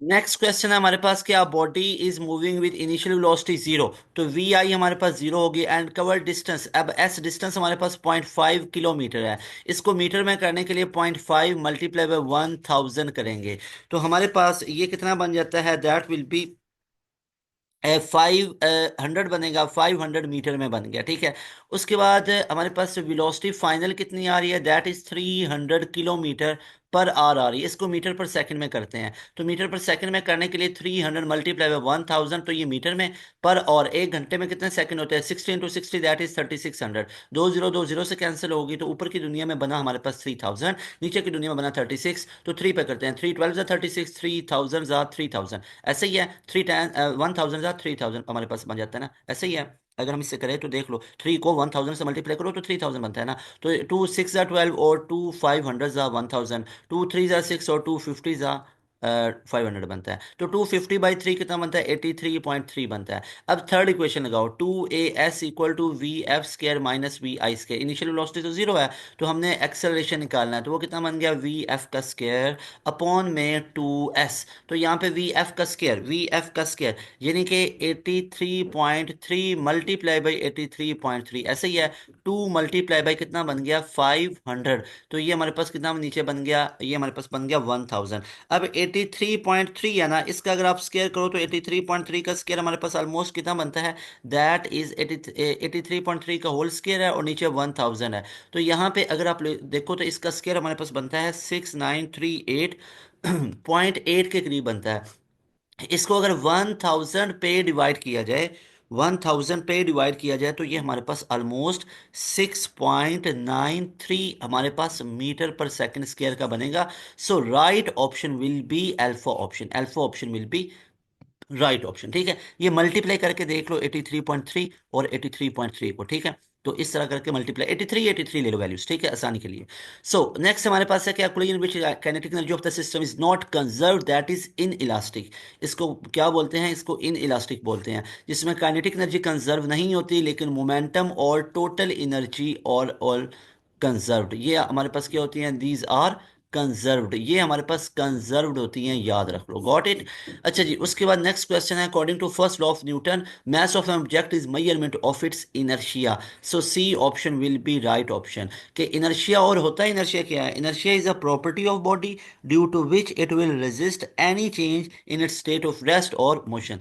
उसके बाद हेलीकॉप्टर मूविंग विद वेलोसिटी इतनी है, it throw packet from a height of 196 metre per metre, how much time it will take to reach the ground, कितना टाइम लगेगा इसको पहुंचते हुए। ठीक है, अब यहाँ पे देखो हमारे पास सिंपल अगर मैं बात करूँ तो S = V×T का फॉर्मूला लगा लेते हैं। तो T हमारे पास कितना हो जाएगा, S अपॉन में V। तो डिस्टेंस हमारे पास टोटल कितना है, 196 मीटर का है। ठीक है, मीटर का है, और अपॉन में वेलोसिटी हमारे पास कितनी है, 29.4 है। तो ये हमारे पास कितना बनता है, अगर इसका मैं पॉइंट खत्म कर दूं तो एक जीरो ऊपर लग जाएगी। तो ये हमारे पास 1960 डिवाइड बाई 294 है। अब इसको या तो आप टू पे कर लो, या तो आप इसको किस पे कर लो, 2 पे आप इसको कर लो, तो ये हमारे पास कितना बनेगा, दैट विल बी अप्रोक्सीमेटली, यहाँ पे देखते हैं, 2 9 ज़ा 18, 1 2 8 ज़ा 16, जीरो आ गया, 2 1 ज़ा 2 4 ज़ा 8 2 7 ज़ा, तो ये 980 डिवाइड बाई 147 है, तो 980 को अंदर रखिए और 147 को बाहर रखें। अब 147 को अगर मैं 6 से मल्टीप्लाई करूं, 6 7 42, 2 4 24 और 28, 8 2 4 और 8, तो ये 882 बनता है, बिल्कुल बात बन गई। तो ये हमारे पास 882 बना, तो यहाँ पे 10 2 8 बचे, और यहाँ पे 17 में से ये आप 8 को करेंगे तो ये हमारे पास 9 बचा यहाँ पे, और यहाँ पे 98 है, तो यहाँ पे अब एक पॉइंट लगाना पड़ेगा, फिर एक जीरो लगी तो दोबारा बन गया, तो दोबारा फिर 6 से ही करना पड़ेगा ना। तो जरा इधर आके रुको रुको, जरा इधर सोचो कि क्या ये 9.93 हो सकता है, नहीं, क्या ये 7 वाला हो सकता है, नहीं, क्या खाली सिर्फ 6 वाला हो सकता है, नहीं, 6.67, C option will be right option, got it. So C option हमारे पास इसका राइट ऑप्शन बना। उसके बाद नेक्स्ट क्वेश्चन है, the maximum range of projectile is obtain at 45 degree, and as I have told to you people कि अगर if the sum of two angle is going to be 90 degree, their range will be same, उनकी ranges जो बनेंगी वो same होंगी, जैसे 20 70 पे range same है, जैसे 35 और हमारे पास 65 पे भी रेंज सेम आएगी, और 55 पे भी रेंज हमारे पास सेम आएगी, देख सकते हो। उसके बाद हमारे पास 45 पे मैक्सिमम होती है, उसके बाद 27 और 63 पे भी सेम होगी। तो इन तमाम वैल्यूज को आप लोगों ने याद रखना, रेंजेस सेम होती है, जिनका सम 90 हो, 27 प्लस 63 90 का सम बन रहा है, 20 प्लस 70 90 का सम बन रहा है, 35 plus 55 the sum of the angle is 90 degree. उसके बाद हमारे पास नेक्स्ट क्वेश्चन आ जाता है, when a ball is thrown vertically downward it gains maximum speed, maximum speed कब होगी, ऊपर से नीचे बॉल को फेंका गया, just before touching the ground ना, यानी ग्राउंड को टच करने से पहले पहले ही उसकी स्पीड मैक्सिमम होगी ना, उससे पहले उतनी नहीं होगी। देखो ना, बॉल नीचे आता आता तो बहुत तेजी से आएगा, तो इस ग्राउंड को हिट करने से थोड़ी देर पहले उसकी स्पीड फुल मैक्सिमम पे होगी, ऐसे ही है ना। सो हमारे पास ये alpha option is right option. Dear students, उसके बाद नेक्स्ट क्वेश्चन हमारे पास है, shell is fired at angle of 45 degree above ground with an initial velocity it will hit the ground assuming G equal to about, तो ये ground को कब hit करेगा, तो यहाँ पे सोचने वाली बात है कि हमसे जब एक किसको किया गया, शेल को फायर किया गया, तो टाइम ऑफ फ्लाइट लगेगा ना, 2 VI sine of theta upon में जी, हमारे पास रिलेशन यूज होगा, 2 का 2 आ गया, VI हमारे पास कितना आ रहा है, 100 आ गया, और मल्टीप्लाई बाय VI। अब यहाँ पे देखो तो हमारे पास एंगल कितना गिवन है, एंगल इज ऑफ 45, तो 45 पे कितना होता है, साइन ऑफ 45 होता है 1/√2, डिवाइड बाई जी का वैल्यू 10 आ गया। अब जरा सोचने वाली बात है, सोचने वाली बात है, हमारे पास इसको सॉल्व करने का एक शॉर्टकट बताऊं, ये हमारे पास 10 तो एक जीरो से कैंसिल हो गई, 10 बचा ना। अब देखो ऊपर की दुनिया में हमारे पास 2 बचा, इस 2 को क्या मैं लिख सकता, square root 2 multiply by square root 2, बिल्कुल लिखा जा सकता है, मल्टीप्लाई बाय 10 मल्टीप्लाई बाय 1/√2, ये इससे कैंसिल करो।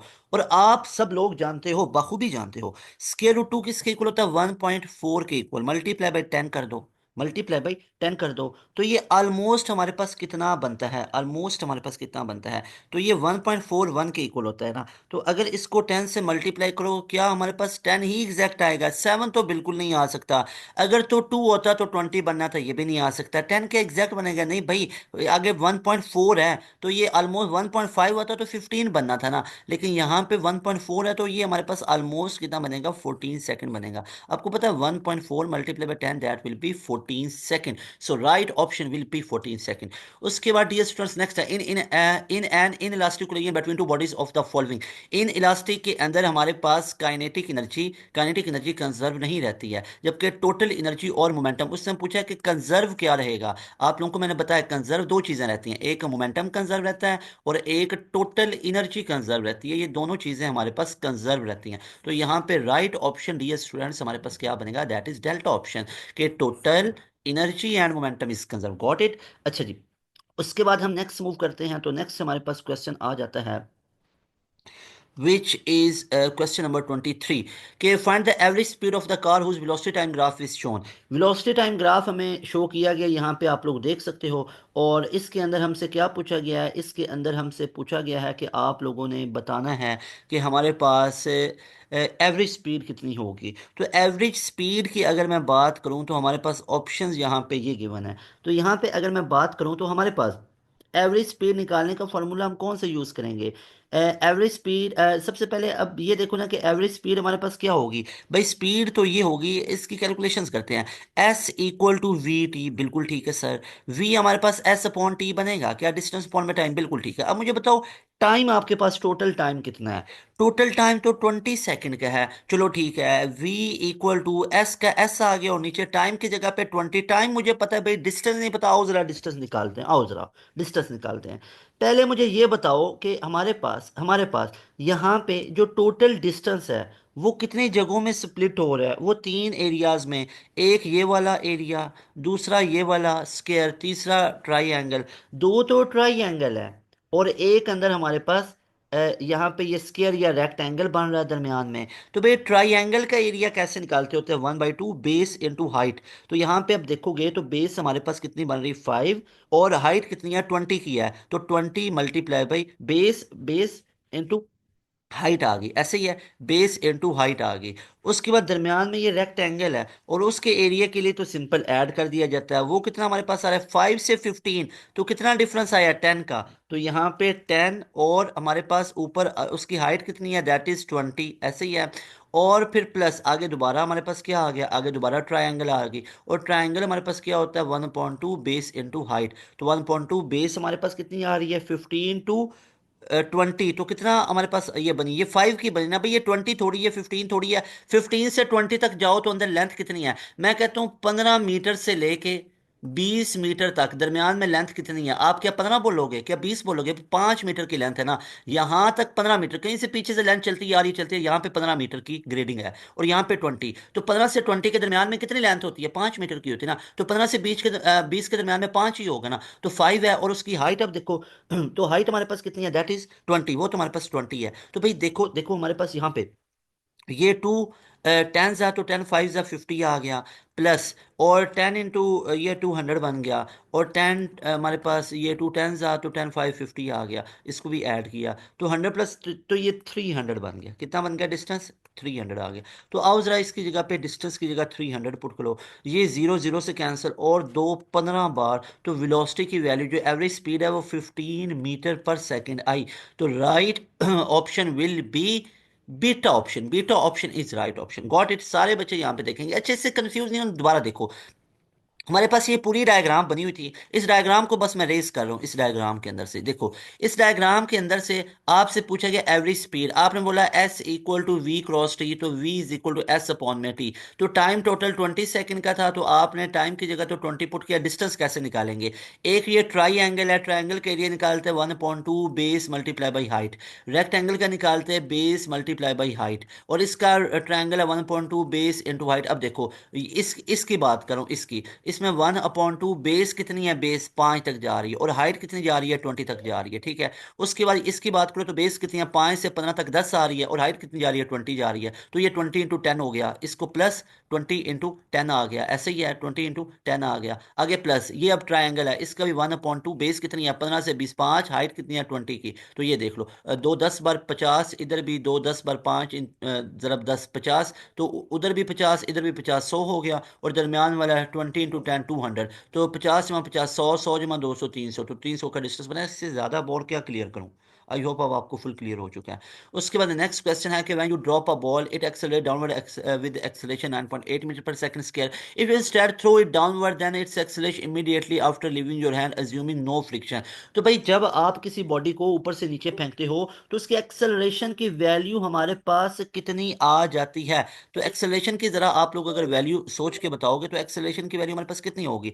क्या 9.8 की ही होती है या 9.8 से कम ज्यादा होती है। अल्लाह के बंदो, बॉडी को आप जैसे भी फेंकोगे, जैसे भी फेंकोगे, एक्सेलरेशन तो 9.8 मीटर पर सेकंड स्क्वायर का फिक्स रहेगा ना, ठीक है। अब वो कह रहा आप बॉल को ऊपर से फेंक रहे हो, आप जल्दी से फेंको जिस तरह, मतलब एक्सेलरेशन तो कांस्टेंट है ना, वो उतना एक्सेलरेशन से ही आएगी, ठीक है।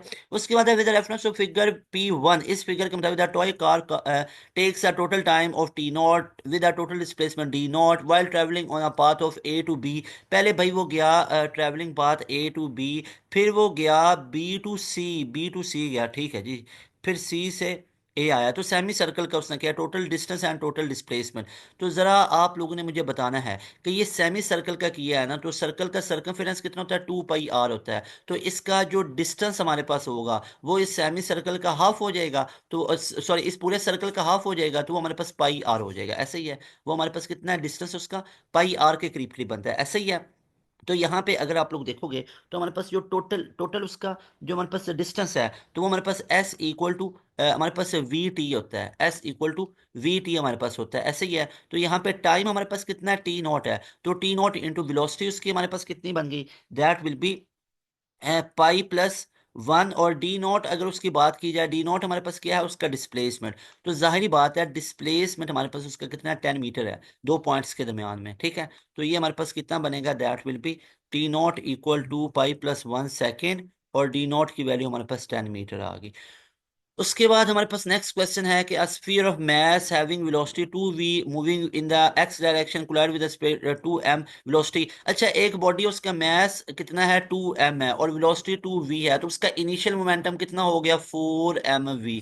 आगे चलो, in the wide if the collision perfectly elastic which statement is correct, two sphere stick together, भाई क्या आपस में चिपक जाएंगे, नहीं चिपकेंगे भाई, बॉल बॉल है ये, च्युइंगम है। The total kinetic energy before the impact is 3 mv square, कैसे 3 mv स्क्वायर कैसे आ सकती है, हाफ एम वी स्क्वायर है ना। तो मैस 2 mm, वेलोसिटी भी 2v है, तो ये तो जाके हमारे पास कहीं पे 4 के करीब करीब बनती है।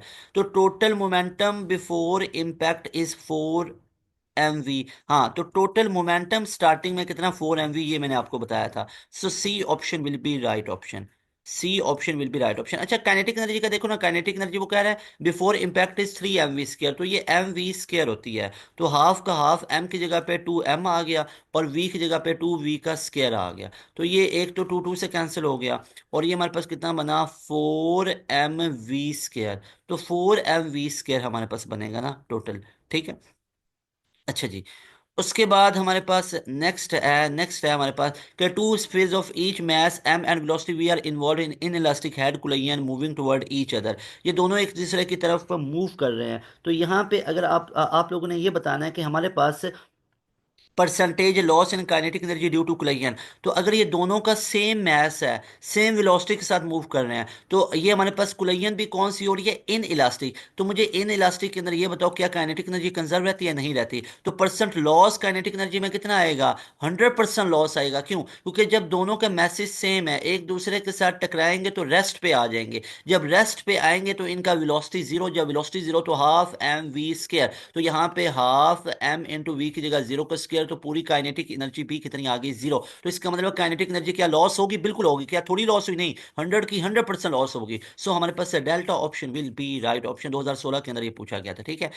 अच्छा जी, उसके बाद नेक्स्ट क्वेश्चन है हमारे पास, two stones are thrown simultaneously on a cliff of height 25 metre, initial speed जो है वो 10 मीटर पर सेकंड और 20 मीटर पर सेकंड है। विच of the following graph correctly shows the variation of relative d1 between two stones, assume that time taken by the slower stone to reach ground is 10 हमारे पास metre पर second है, and the stone do not rebound to impact. तो यहाँ पे कौन सा graph हमें क्लियर कट शो कर रहा है, तो यहाँ पे देखो हमारे पास दो स्टोन है, एक को 10 मीटर पर सेकंड से फेंका गया, एक को 20 मीटर पर सेकंड से फेंका गया। तो यहाँ पे देखो जो 10 वाला होगा वो डिस्टेंस ज्यादा कवर करेगा, बिल्कुल ज्यादा कवर करेगा। तो यहाँ पे अगर मैं बात करूं आप लोगों को, तो हमारे पास जो डिस्टेंस है वो 10 वाला हमारे पास से ज़्यादा कवर करेगा, जिसका मैस कम है उसको ज़्यादा दूर आप फेंक सकते हो। तो यहाँ पे अगर हम देखेंगे तो ये हमारे पास एक क्लिफ से फेंका गया, एक चट्टान से ऊपर से फेंका गया। तो ये अल्फा ऑप्शन वाला ग्राफ जो है वो ट्रूली एक्सप्लेन कर रहा है इन दोनों वेरिएशंस को। Alpha option will be right option. Following graph shows force on a body with the time, force और टाइम के दरमियान में हमारे पास ये ग्राफ आ रहा है। तो यहाँ पे अगर हम बात करें area under the graph will represent, तो फोर्स और टाइम के दरमियान में हो तो एफ क्रॉस टी किसको बताता है, इम्पल्स को बताता है। और इम्पल्स किसके इक्वल होती है, चेंज इन मोमेंटम के इक्वल होती है। तो यहाँ पे देख लो एफ और टी के दरमियान में होगा तो इम्पल्स या चेंज इन मोमेंटम कहाँ पे है, चेंज इन वेलोसिटी नहीं, चेंज इन मोमेंटम, यस, ये B option will be right option, got it. अच्छा जी, उसके बाद नेक्स्ट क्वेश्चन हमारे पास आ जाता है, नेक्स्ट हमारे पास चैप्टर नंबर 4 आ जाता है। तो ये हमने कर लिया, ये चेंज इन मोमेंटम के इक्वल, यानी जब भी वेलोसिटी टाइम ग्राफ होगा, वेलोसिटी टाइम ग्राफ, तो उसका जो एरिया होगा ना, एरिया अंडर द कर्व, ये हमें डिस्टेंस को बताएगा, डिस्टेंस को, और जो उसकी स्लोप है ये एक्सेलरेशन को बताएगी, ठीक है। तो यहाँ पे अगर फोर्स और टाइम के दरमियान में है तो इसका मतलब है फोर्स और टाइम, एरिया निकालने के लिए एफ क्रॉस टी करो, ठीक है, एरिया निकालने के लिए दोनों को मल्टीप्लाई किया जाता है। एफ क्रॉस टी इम्पल्स को बताती है, और आपको पता है इम्पल्स किसके इक्वल होती है, चेंज इन मोमेंटम के। और आपको पता है rate of change of momentum किसके इक्वल होता है, अप्लाइड फोर्स के। ये दोनों याद रखना है, rate of change of momentum applied force के इक्वल है, और चेंज इन मोमेंटम इम्पल्स के इक्वल है। अच्छा जी, उसके बाद हम मूव करें तो नेक्स्ट हमारे पास चैप्टर नंबर 4 आ जाता है। चैप्टर नंबर 4 की तरफ अब हम मूव करते हैं। चैप्टर नंबर 4 के अंदर सबसे पहले डियर स्टूडेंट्स है 1 kg mass has kinetic energy of 1 joule when its speed is. तो यहाँ पे अगर आप लोग देखो तो हमारे पास स्पीड पूछी जा रही है, ठीक है।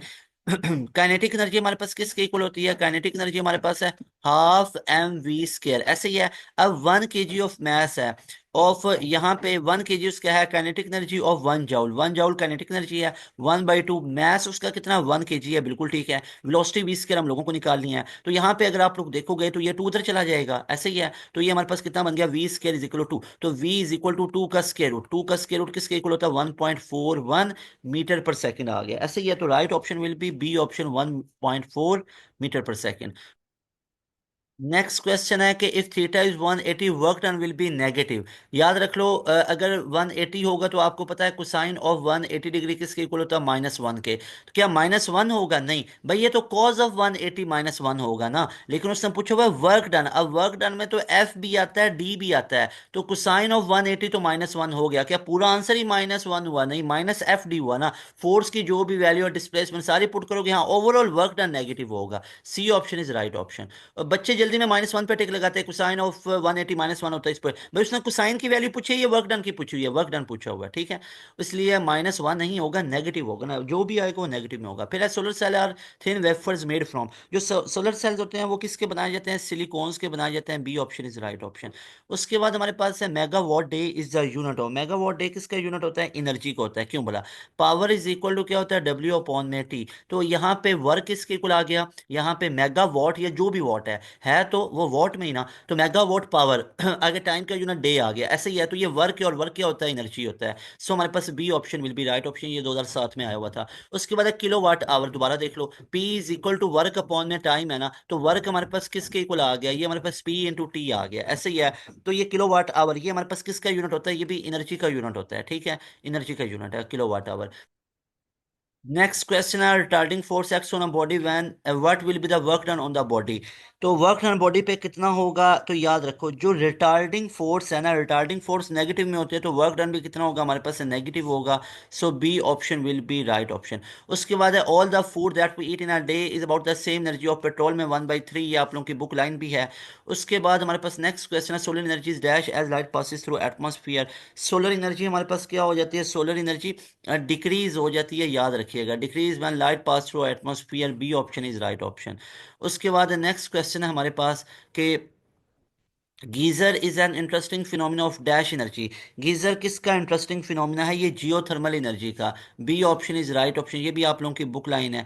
उसके बाद नेक्स्ट क्वेश्चन है कि अच्छा टाइडल में से ये आपको पता होना चाहिए कि मून जो है अप्रोक्सीमेटली एक दिन में कितने दफ़ा टाइडल पुल करता है, ट्वाइस अ डे। तो ये भी एमसीक्यूज रिपीट हुआ है। उसके बाद नेक्स्ट है कि 1 calories is equal to 4.18 joule. So delta option will be right option, 4.18 joule के इक्वल होता है, जूल आगे लिखा हुआ है, ठीक है। सो ये हमारे पास है delta option is right option.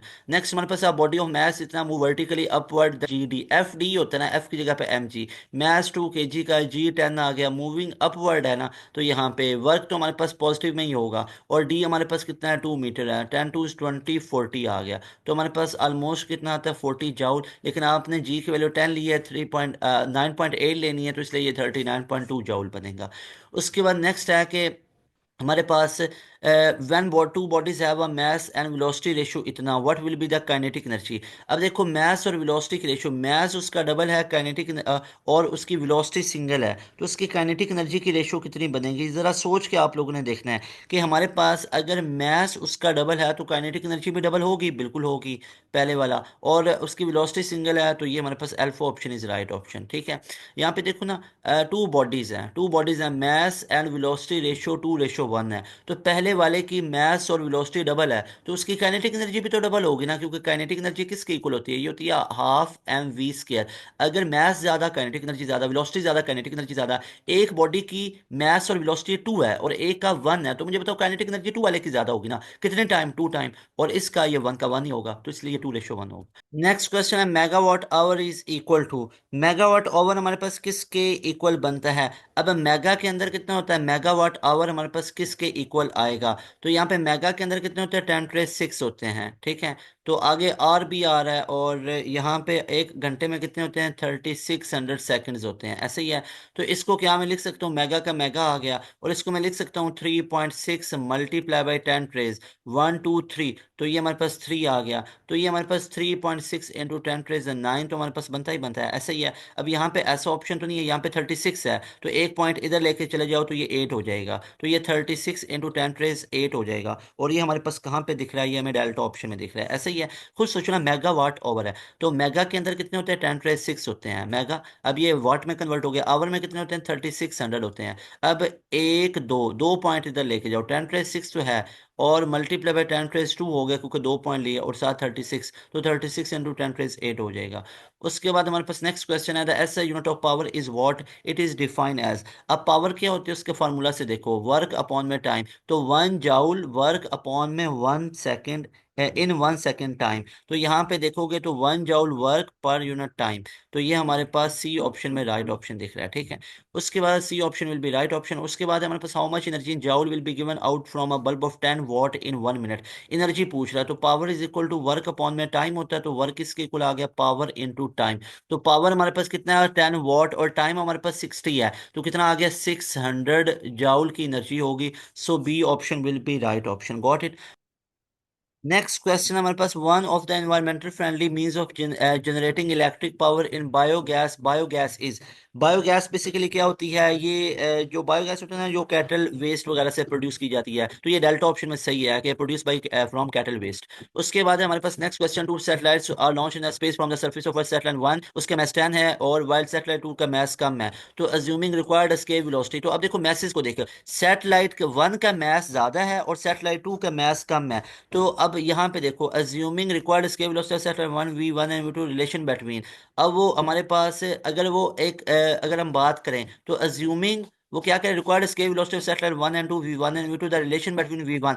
अच्छा, अब जो ऑर्बिटल वेलोसिटी है उसकी वैल्यू तो क्या होगी, उसकी वैल्यू तो सेम होती है, ऑर्बिटल वेलोसिटी तो सेम होगी, 7.9 हमारे पास होती है, ऐसे ही है। वो तो हमारे पास फिक्स होती है ना, ठीक है। इसलिए ये दोनों वेलोसिटीज की वैल्यू क्या होंगी, सेम होंगी।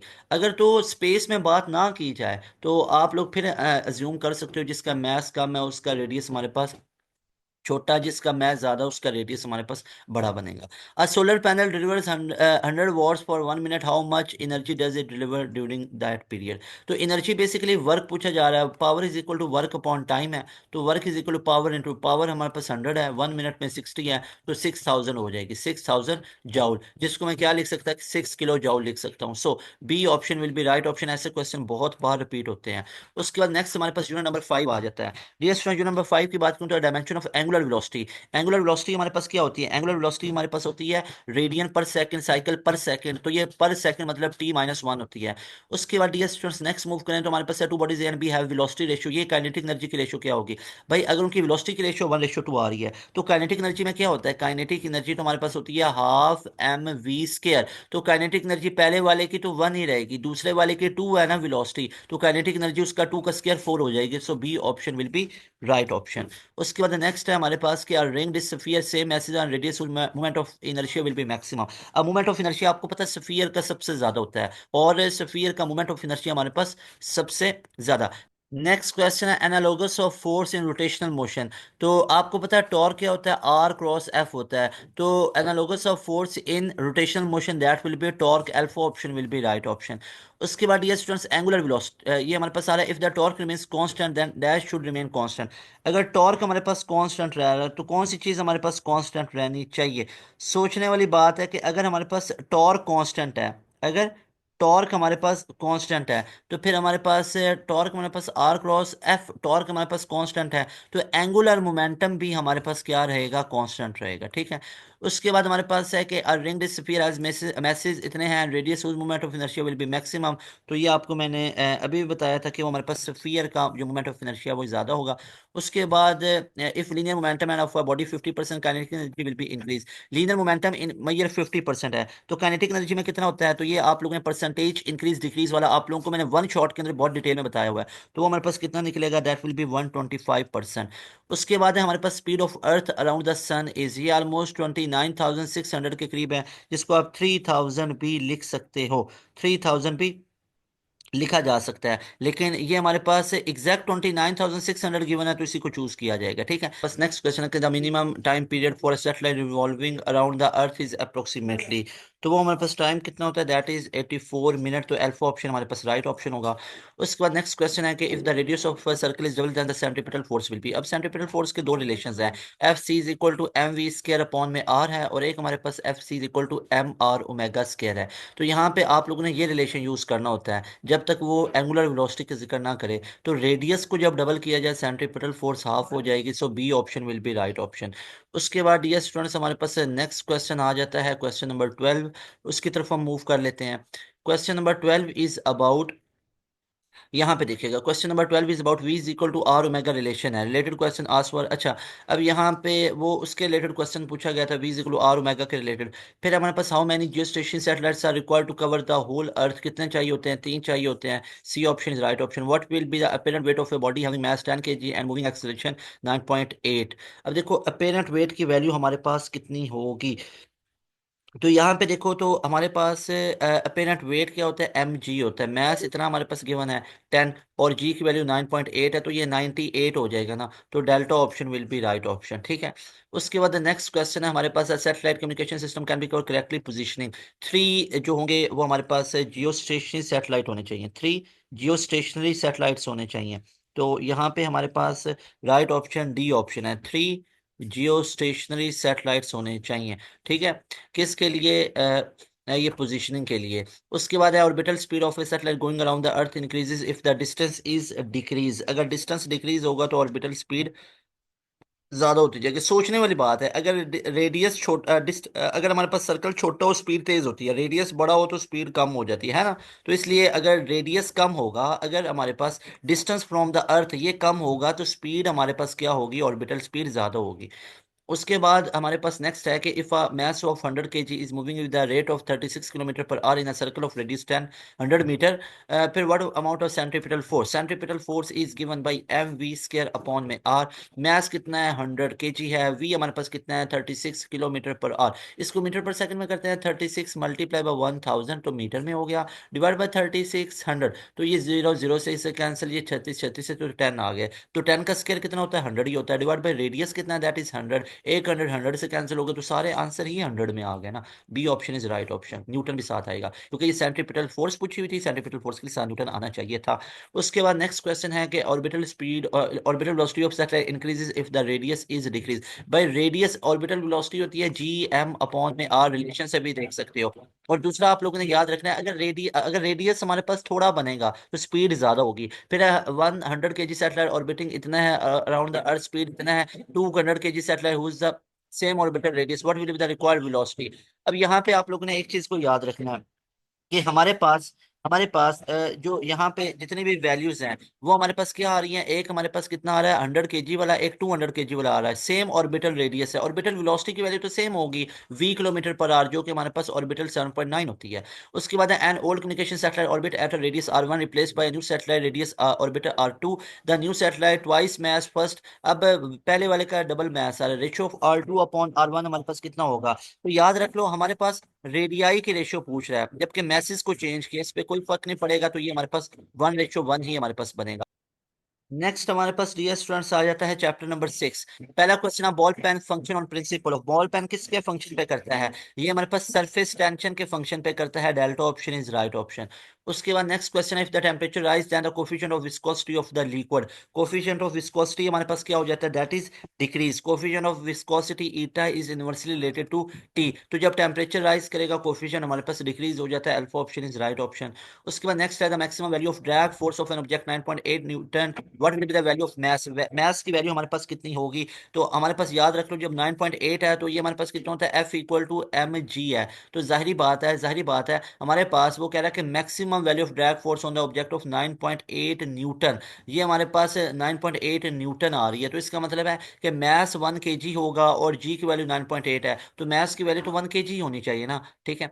उसके बाद नेक्स्ट टाइम तभी तो वो जाके हमारे पास 9.8 न्यूटन निकलेगा ना। 1 into 9.8 that will be 9.8 newton. 1 × 9.8 will be equal to 9.8 newton. हाँ, ये जी की वैल्यू 9.8। और मैथ्स उसने पूछा कितना होना चाहिए, 1 kg का होना चाहिए। उसके बाद नेक्स्ट क्वेश्चन है कि when a body moves in a fluid with its maximum velocity then its velocity is. अगर वेलोसिटी मैक्सिमम हो जाए तो हमारे पास क्या होता है, दैट इज टर्मिनल वेलोसिटी। ये किसकी डेफिनेशन होती है, टर्मिनल वेलोसिटी की। नेक्स्ट हमारे पास है the flight of aerospace plane is due to dash on the upper side of wings. क्या लग रहा होता है, that is increase velocity. Upper wing पे इंक्रीज वेलोसिटी होती है एंड डिक्रीज प्रेशर। इस वजह से ये क्या करते हैं, ये ना टर्न लेते होते हैं। ठीक है।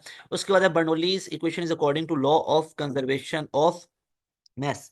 ये Bernoulli equation law of conservation of energy को होगी। तो यहाँ पे law of conservation of energy नहीं है तो नन ऑफ दीज आएगा। जो इक्वेशन ऑफ कॉन्टिन्यूटी है law of conservation of mass के साथ है। Bernoulli's equation law of conservation of energy के साथ होती है, तो वो नहीं था। नेक्स्ट क्वेश्चन है कि water runs through a pipe with variable cross sectional area the pressure in narrow section. Narrow section के अंदर क्या होगा, नैरो सेक्शन में प्रेशर हमारे पास कम। क्यों, नैरो सेक्शन में वेलोसिटी ज्यादा प्रेशर कम, तो इसलिए नैरो सेक्शन में प्रेशर क्या होगा, लोअर होगा देन वाइडर सेक्शन। उसने किसका पूछा, प्रेशर का ही पूछा हुआ है। तो प्रेशर भाई क्या होगा, लोअर होगा ना, किस में, नैरो सेक्शन में। तो pressure lower than wider section. Wider section में वेलोसिटी कम होगी, प्रेशर ज्यादा होगा। वेलोसिटी कम होगी, प्रेशर ज्यादा होगा। और लोअर के अंदर वेलोसिटी ज्यादा होगी और प्रेशर कम होगा। ठीक है। तो प्रेशर नैरो सेक्शन में क्या होगा, लोअर होगा, और वाइडर में ज्यादा होगा, इसलिए lower than wider section. Wider section से कम होगा प्रेशर नैरो के अंदर। उसके बाद है हमारे पास नेक्स्ट क्वेश्चन का, drag force of sphere of radius R moving slowly with the speed proportional to. जो ड्रैग फोर्स होती है वो किसके प्रोपोर्शनल होती है, यहाँ पे याद रख लो F is equal to 6 pi eta R V T. तो आर और वी की होती है ना, तो इसलिए delta option is right option. Delta option will be right option. उसके बाद नेक्स्ट क्वेश्चन हमारे पास के, as a water falls from tap its area should decrease according to. इसका एरिया कम होना चाहिए according to which principle continuity equation. So B option will be right option, क्योंकि इक्वेशन ऑफ कंटिन्यूटी कहता है A1 V1 is equal to A2 V2। जहां पे area कम वहां पे वेलोसिटी ज्यादा, और जहां पे एरिया ज्यादा वहां पे वेलोसिटी कम होती है। नेक्स्ट क्वेश्चन है हमारे पास कि in a competition fielders are required to throw a cricket hard ball as far as can possible under ideal condition. Optimum throw angle है 45, what should be this angle with respect to ground to be. अब यहाँ पे देखो, अब ये वाला question आप लोगों का 2024 के पेपर में भी आया हुआ था। Strong wind against the direction of flow, strong winds along the direction of wind, और एक हमारे पास के मोर देन 45 पे भेजना चाहिए। तो यहाँ पे देखो दो कंडीशन है, स्ट्रॉन्ग विंड्स अगेंस्ट। अब स्ट्रॉन्ग विंड अगेंस्ट आ रही है थ्रो के, तो इसका मतलब है हमें एंगल 45 से कम रखना चाहिए, तो लेस देन 45 पहला होना चाहिए। ठीक है। और स्ट्रॉन्ग विंड अलोंग है तो उसमें हमें क्या करना पड़ेगा, ऊपर मोर देन 45। तो लेस देन और मोर देन ये हमें बीटा ऑप्शन में नजर आ रहा है। Got it, beta option will be right option. अगर अगेंस्ट एयर ज्यादा आ रही है ना, ठीक है, तो फिर हमें क्या करना पड़ता है, फिर हमें बॉल को नीचे नीचे मतलब 45 से कम एंगल पे फेंकना पड़ता है। और अगर अलोंग आ रही है तो फिर हमें ऊपर की तरफ फेंकना पड़ता है 45 से ज्यादा एंगल पे। ये 2024 के पेपर में भी क्वेश्चन आया हुआ था। ठीक है। इसलिए ये बीटा ऑप्शन लेस देन 45 किस केस में, अगर स्ट्रॉन्ग विंड्स अगेंस्ट हो डायरेक्शन के, और मोर देन 45 जब स्ट्रॉन्ग विंड्स अलोंग हो डायरेक्शन ऑफ थ्रो के। उसके बाद नेक्स्ट हमारे पास आ जाता है, steel ball held a short distance H above the surface of a liquid in a deep tank is release, which of the following does not affect the terminal velocity of the ball in liquid. कौन सी चीज affect नहीं करेगी, that is distance. Distance H जो distance है ये इसको affect नहीं करेगा। उसके बाद है हमारे पास यूनिट नंबर 7। अब हम बात कर लेते हैं यूनिट नंबर 7 के ऊपर। यूनिट नंबर 7 में पहले नंबर पर displacement of body executing SHM is half of its magnitude the fraction of its kinetic energy will be. अब डिस्प्लेसमेंट हमारे पास कितना आ रहा है, वो हमारे पास हाफ आ रहा है। अब डिस्प्लेसमेंट हाफ होगा तो हमसे काइनेटिक एनर्जी की वैल्यू पूछी जा रही है। तो देखिएगा हमारे पास fraction of its kinetic energy will be. अब जो हमारे पास डिस्प्लेसमेंट है वो हमारे पास कितना हो गया, डिस्प्लेसमेंट इज हाफ। तो जब डिस्प्लेसमेंट हाफ हो जाता है काइनेटिक एनर्जी की वैल्यू कितनी हो जाती है, that will B fraction of 3/2।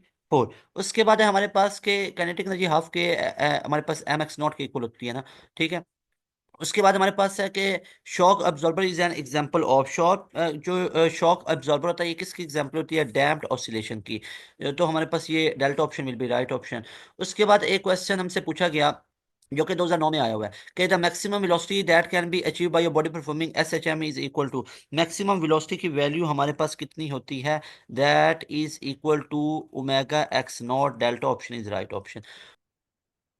Next question है कि variation vibration per second are called, इसको फ्रीक्वेंसी कहते हैं, frequency is vibration per second, ठीक है। ये भी क्वेश्चन आप लोगों के ई कैट के अंदर पूछा गया। उसके बाद आया हुआ कि seven question number, a body executing S H M, अगर कोई बॉडी एग्जीक्यूट कर रही हो एस एच एम तो उसके अंदर हमारे पास क्या होता है कि डी कांस्टेंट फ्रॉम मीन, बिल्कुल डी हमारे पास क्या रहता है, ये कांस्टेंट रहता है। उसके बाद है हमारे पास के a pendulum has a angular velocity of 1 radian per second, what will be its length, अगर उसका एंगुलर वेलोसिटी 1 रेडियन पर सेकंड आ रही है, ठीक है, तो उसका हमसे क्या पूछा जा रहा है, लेंथ को पूछा जा रहा है। तो यहाँ पे देखिएगा हमारे पास उसका जो पेंडुलम है एन एंगुलर वेलोसिटी ओमेगा हमारे पास कितनी आ गई, 1 आ गई। तो लेंथ को हम लोगों ने निकालना है, तो omega is equal to 2 pi upon में टी होता है, 2 पाई अपॉन में हमारे पास टी होता है ना। तो यहाँ पे देख लो अब हमारे पास जो टाइम पीरियड होता है ये 2 पाई इंटू एल अपॉन में जी है।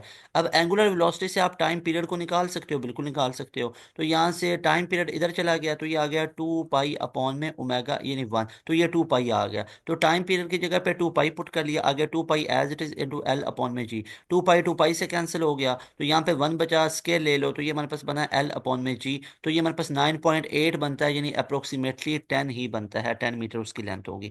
नेक्स्ट है if time period of S H M is double its frequency will be, time period को डबल किया गया तो फ्रीक्वेंसी डेफिनेटली हाफ हो जाएगी क्योंकि टाइम पीरियड और फ्रीक्वेंसी आपस में इनवर्सली प्रोपोर्शनल होते हैं।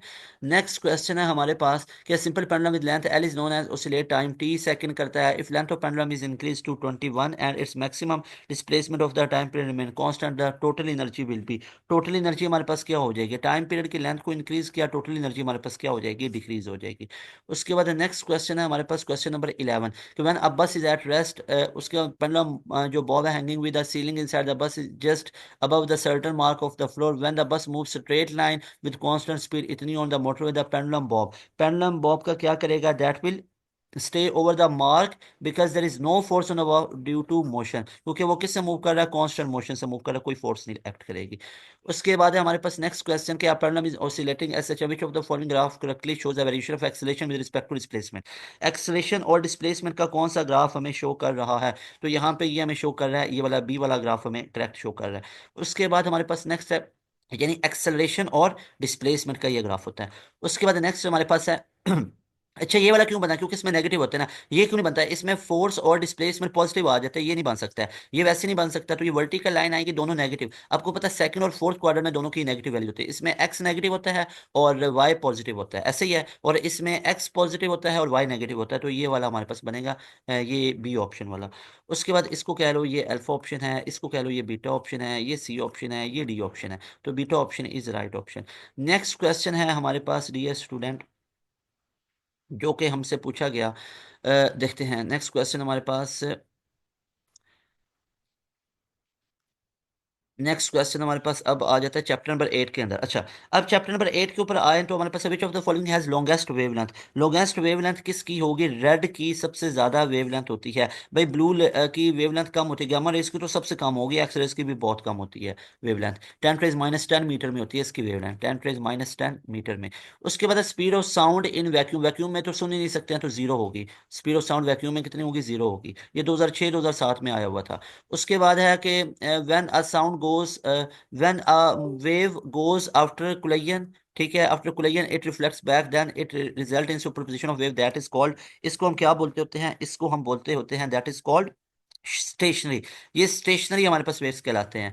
उसके बाद हमारे पास है waves transport energy without transporting matter, C option is right option, book line है 2009 में ई कैट में आया हुआ, चेक कर लो, ये सारे नीचे साल भी देखते जाओ। Speed of sound in hydrogen ये क्या होगी, ये हमारे पास 4 टाइम्स ज्यादा होगी दैन स्पीड ऑफ ऑक्सीजन, क्यों, speed of sound inversely proportional होती है डेंसिटी के स्क्वायर रूट के। अब जो हमारे पास डेंसिटी होती है ना ऑक्सीजन की, ये 16 टाइम्स ज्यादा होती है, ये 16 टाइम ज्यादा होती है, तो ये 1/4 टाइम ऑक्सीजन की स्पीड कम होगी, यानी 1/4 टाइम ऑक्सीजन की स्पीड होगी होगी दैट ऑफ हाइड्रोजन। यानी क्लियर कट बताता हूँ कि ऑक्सीजन की स्पीड 4 गुना कम होगी हाइड्रोजन से, और हाइड्रोजन की स्पीड, हाइड्रोजन की स्पीड नहीं, हाइड्रोजन के अंदर स्पीड ऑफ साउंड 4 टाइम ज्यादा होगी, क्योंकि इसकी डेंसिटी 4 टाइम कम है ऑक्सीजन से। तो इसलिए उसने पूछा स्पीड ऑफ हाइड्रोजन क्या होगी, ये 4 टाइम होगी ना इट्स स्पीड ऑफ ऑक्सीजन। यानी ऑक्सीजन की स्पीड से ये 4 गुना ज्यादा होगी, क्यों? क्योंकि इसकी डेंसिटी 4 गुना कम है। नेक्स्ट हमारे पास आ रहा है कि star is moving from sky to earth, sky से अर्थ की तरफ, the colour shone on the earth is, तो कलर ऑफ अर्थ क्या होगा? तो याद रखिएगा ब्लू शो होगा, क्यों? क्योंकि यहाँ पे वेवलेंथ हमारे पास क्या होती जाएगी, वेवलेंथ हमारे पास सप्रेस होती जाएगी और कलर ब्लू होता जाएगा। ठीक है। उसके बाद क्वेश्चन हमारे पास नेक्स्ट है, tuning fork P produce 12 beats per second. ठीक है, पी प्रोड्यूस कर रहा है, तो पी की फ्रिक्वेंसी कितनी होनी चाहिए? 212 होनी चाहिए, 212 होनी चाहिए। या वो उसकी हमारे पास फ्रिक्वेंसी कितनी हो सकती है? 188 हो सकती है, क्यों? क्योंकि नंबर ऑफ बीट्स किसके इक्वल होते हैं? नंबर ऑफ बीट्स होते हैं डिफरेंस ऑफ फ्रीक्वेंसी के, डिफरेंस ऑफ फ्रीक्वेंसी। तो ए की फ्रीक्वेंसी तो 200 हर्ट्स है, और ए की फ्रीक्वेंसी कितनी हो? 212 हो, तो 212 में से 200 माइनस करो तो भी 12 बीट्स प्रोड्यूस होते हैं। ये ए की फ्रीक्वेंसी 200 है और ए की फ्रीक्वेंसी 188 है, तभी 12 बीट्स प्रोड्यूस होंगे। सो alpha option is right option, sorry alpha beta तो राइट ऑप्शन है। तो इसलिए हमारे पास से डेल्टा ज्यादा अप्रोप्रिएट होगा ना, बोथ ए एंड बी। तो ये भी सही, ये भी तो डेल्टा को चूज करना है, एक ऑप्शन चूज करना, डेल्टा इज राइट ऑप्शन। उसके बाद ये स्टूडेंट्स हमारे पास नेक्स्ट क्वेश्चन आ जाता है। नेक्स्ट क्वेश्चन इज के following is an example of longitudinal wave. Longitudinal wave की एग्जांपल हमारे पास क्या होगी? That is sound coming from train. Sound हमारे पास क्या होती है? मैकेनिकल वेव है, और साथ में लॉन्गिट्यूडनल वेव है। उसके बाद है हमारे पास train travelling 90 kilometre per hour, sound whistle of frequency 100 hertz, the frequency heard by driver. भाई जितनी ये फ्रीक्वेंसी है उतनी ही उसको सुनाई देगी। ठीक है, whistle of frequency, the frequency of sound heard by train driver is, a train is travelling, इतनी स्पीड से वो ट्रेवल कर रहा है। तो यहाँ पे अगर आप लोग देखोगे ना, तो 90 किलोमीटर पर आवर से, तो 1000 की फ्रीक्वेंसी है, तो ड्राइवर को 1000 की सुनाई देगी ना, क्योंकि ड्राइवर ट्रेन के अंदर ही बैठा है। तो जितनी ट्रेन की फ्रीक्वेंसी होगी साउंड की, उतनी ड्राइवर को सुनाई देगी। हाँ, अगर तो ये केसेस हो ना कि अब ये ड्राइवर बाहर निकला हुआ है, ट्रेन इधर है, और अब ये ड्राइवर ट्रेन की तरफ आ रहा है, ये ट्रेन ड्राइवर की तरफ, तो फिर फ्रीक्वेंसी इंक्रीज होगी। या ट्रेन ड्राइवर से दूर जा रहा है, या ड्राइवर ट्रेन से दूर जा रहा है, तो फिर फ्रीक्वेंसी कम होगी। लेकिन जब वो ट्रेन है, ट्रेन के अंदर ड्राइवर बैठा है, उसका हॉर्न ब्लो किया जा रहा है, तो फिर ड्राइवर को उतनी फ्रीक्वेंसी सुनाई देगी। 1000 की है तो 1000 की सुनाई देगी। उसके बाद हमारे पास नेक्स्ट क्वेश्चन आ जाता है dear students, that is question number 12, कि what will be the speed of radio wave when frequency is 200 kilo hertz and wavelength is इतना। तो v is equal to F lambda हमारे पास होता है, फ्रीक्वेंसी हमारे पास कितना है? 200 kilo hertz multiply by 10⁻³ lambda कितना है? 1500 मीटर। तो यहाँ पे देखोगे तो ये कितना बन जाता है? दैट इज 2.0 मल्टीप्लाई बाय 10 तो ये देखो ना 12, ये हमारे पास 2 पॉइंट इधर गया ना, तो ये 10⁻5 बन गया। और ये कितना बनता है? 15 × 10⁻² बनता है। तो ये 30 × 10⁻7 बना या ना बना? बिल्कुल बना। तो इसको 30 × 10⁻7 लिखा जा सकता है। और जो कि इसको हम किसके इक्वल लिख सकते हैं? आप इसको लिख सकते हो 300 मिलीमीटर पर सेकेंड लिख सकते हो। तो ये हमारे पास right option will be alpha option. उसके बाद नेक्स्ट क्वेश्चन हमारे पास के a train, that is a train is moving the speed of 120 kilometre per hour and whistle is frequency 5000 hertz का, frequency of the whistle which is train driver सुनेगा तो 5000 की सुनेगा ना। So delta option will be right option. Doppler effect के अंदर से बहुत क्वेश्चंस आएंगे। Doppler effect is most favorite topic in UET ECAT. उसके बाद next second density of oxygen 16 time and therefore speed of the sound is x, the hydrogen will be. तो hydrogen की speed कितनी होगी? तो खुद बताओ, हाइड्रोजन की स्पीड ऑक्सीजन से ग्रेटर होगी, तो ग्रेटर देन x होगी ना। तो हाइड्रोजन की स्पीड पूछ रहा है, क्यों बोला? क्योंकि हाइड्रोजन की डेंसिटी कम है, तो उसकी स्पीड ज्यादा हो जाएगी। ठीक है, ऑक्सीजन की डेंसिटी क्या है? ज्यादा, तो उसकी स्पीड कम हो जाएगी। ठीक है, हाइड्रोजन की निस्बत, यानी हाइड्रोजन के अंदर स्पीड ऑफ साउंड ज्यादा होगी, और जो ऑक्सीजन है उसमें स्पीड ऑफ साउंड कम होगी, लेकिन उसकी डेंसिटी ऑक्सीजन की ज्यादा। Police motorcycle 130 kilometre of siren 2 kilo hertz frequency chasing a car running इतना है, the apparent frequency siren heard by the car driver. तो अब देखो उसको चेज कर रहा है, तो उसकी फ्रीक्वेंसी 2 किलो हर्ट्ज की आ रही है, ऐसे ही है, 2 किलो हर्ट्ज की आ रही है। तो अब देखो उसको चेज कर रहा है, तो सायरन तो 2 किलो हर्ट्ज का बजाया जा रहा है ना, 2 किलो हर्ट्ज का। तो वो अब जो मोटरसाइकिल का वो पुलिस चला, जो पुलिस वाला बंदा चला रहा है मोटरसाइकिल को, 2 किलो हर्ट्ज की फ्रीक्वेंसी है, तो पुलिस वाले बंदे को तो 2 किलो हर्ट्ज से सुनाई देगी। लेकिन टारगेट अभी दूर है, क्या टारगेट को भी 2 किलो हर्ट्ज से सुनाई देगी? नो, टारगेट को तो 2 किलो हर्ट्ज से कम सुनाई देगी ना, तो इसलिए लेस देन 2 किलो हर्ट्ज होगा। दोबारा से को पूरा सिनेरियो चेक करो, ये पुलिस वाला है, पी पुलिस वाला, और ये टी टारगेट वाला है। तो ये देखो, अब ये पुलिस और ये हमारे पास टारगेट है जिसको चेज किया जा रहा है। तो प्लीज वाला 2 किलो हर्ट्ज की फ्रिक्वेंसी को यहाँ पे बजाई जा रहा है, ठीक है। तो क्या टारगेट इधर है, इसको क्या 2 किलो हर्ट्ज से सुनाई देगा? नहीं भाई, ये डिस्टेंस है, काफी डिस्टेंस है, तो इसको 2 किलो हर्ट्ज से कम सुनाई देगा। सो delta option is right option. अच्छा जी, उसके और ये पुलिस वाले को तो 2 किलो हर्ट्ज से सुनाई देगा, ठीक है। यहाँ पे कोई भी हमारे पास स्पेसिफिक एक एंटिटी है, कोई भी हमारे पास स्पेसिफिकली कोई एक पर्सन खड़ा हुआ है, ठीक है, कोई एक टारगेट है, तो उसको चेज करने के लिए यहाँ पे आप लोगों को पता है कि पुलिस वाला दूर खड़ा है, तो फ्रीक्वेंसी 2 किलो हर्ट्ज से कम होगी। नेक्स्ट हमारे पास an astronaut in space comes to know an explosion of the near by planet, the astronaut came to know about the explosion because. अब यहाँ पे मुझे बताओ कि एक दूर दराज कहीं पे जाके धमाका हुआ है, ठीक है, तो वो क्या उसकी आवाज सुन सकता है? नहीं, वो सिर्फ एक्सप्लोजन को देख सकता है, लाइट है, ठीक है। हर्ड कर सकता है? नहीं, वो सौर हर्ड नहीं, ओनली हर्ड नहीं, सिर्फ और सिर्फ उसको देख सकता है, क्योंकि स्पीड ऑफ साउंड वैक्यूम में ट्रेवल नहीं करती है। नेक्स्ट क्वेश्चन हमारे पास है, ट्यूनिंग फोर प्रोड्यूसेस 12 बीट्स है। तो यहाँ पे देखिएगा एक की फ्रीक्वेंसी 200 हर्ट्स आ रही है, तो दूसरे की या तो 212 हो तभी 12 बीट्स बन सकते हैं, या उसकी 188 हो तभी 12 बीट्स बन सकते हैं। तो ये हमारे पास आइदर ए हो सकता है और बी हो सकता है, तो ये हमारे पास delta option is right option. Next dear students, हमारे पास आ जाता है चैप्टर नंबर 9। अब हम डिस्कस कर लेते हैं चैप्टर नंबर 9 के बारे में।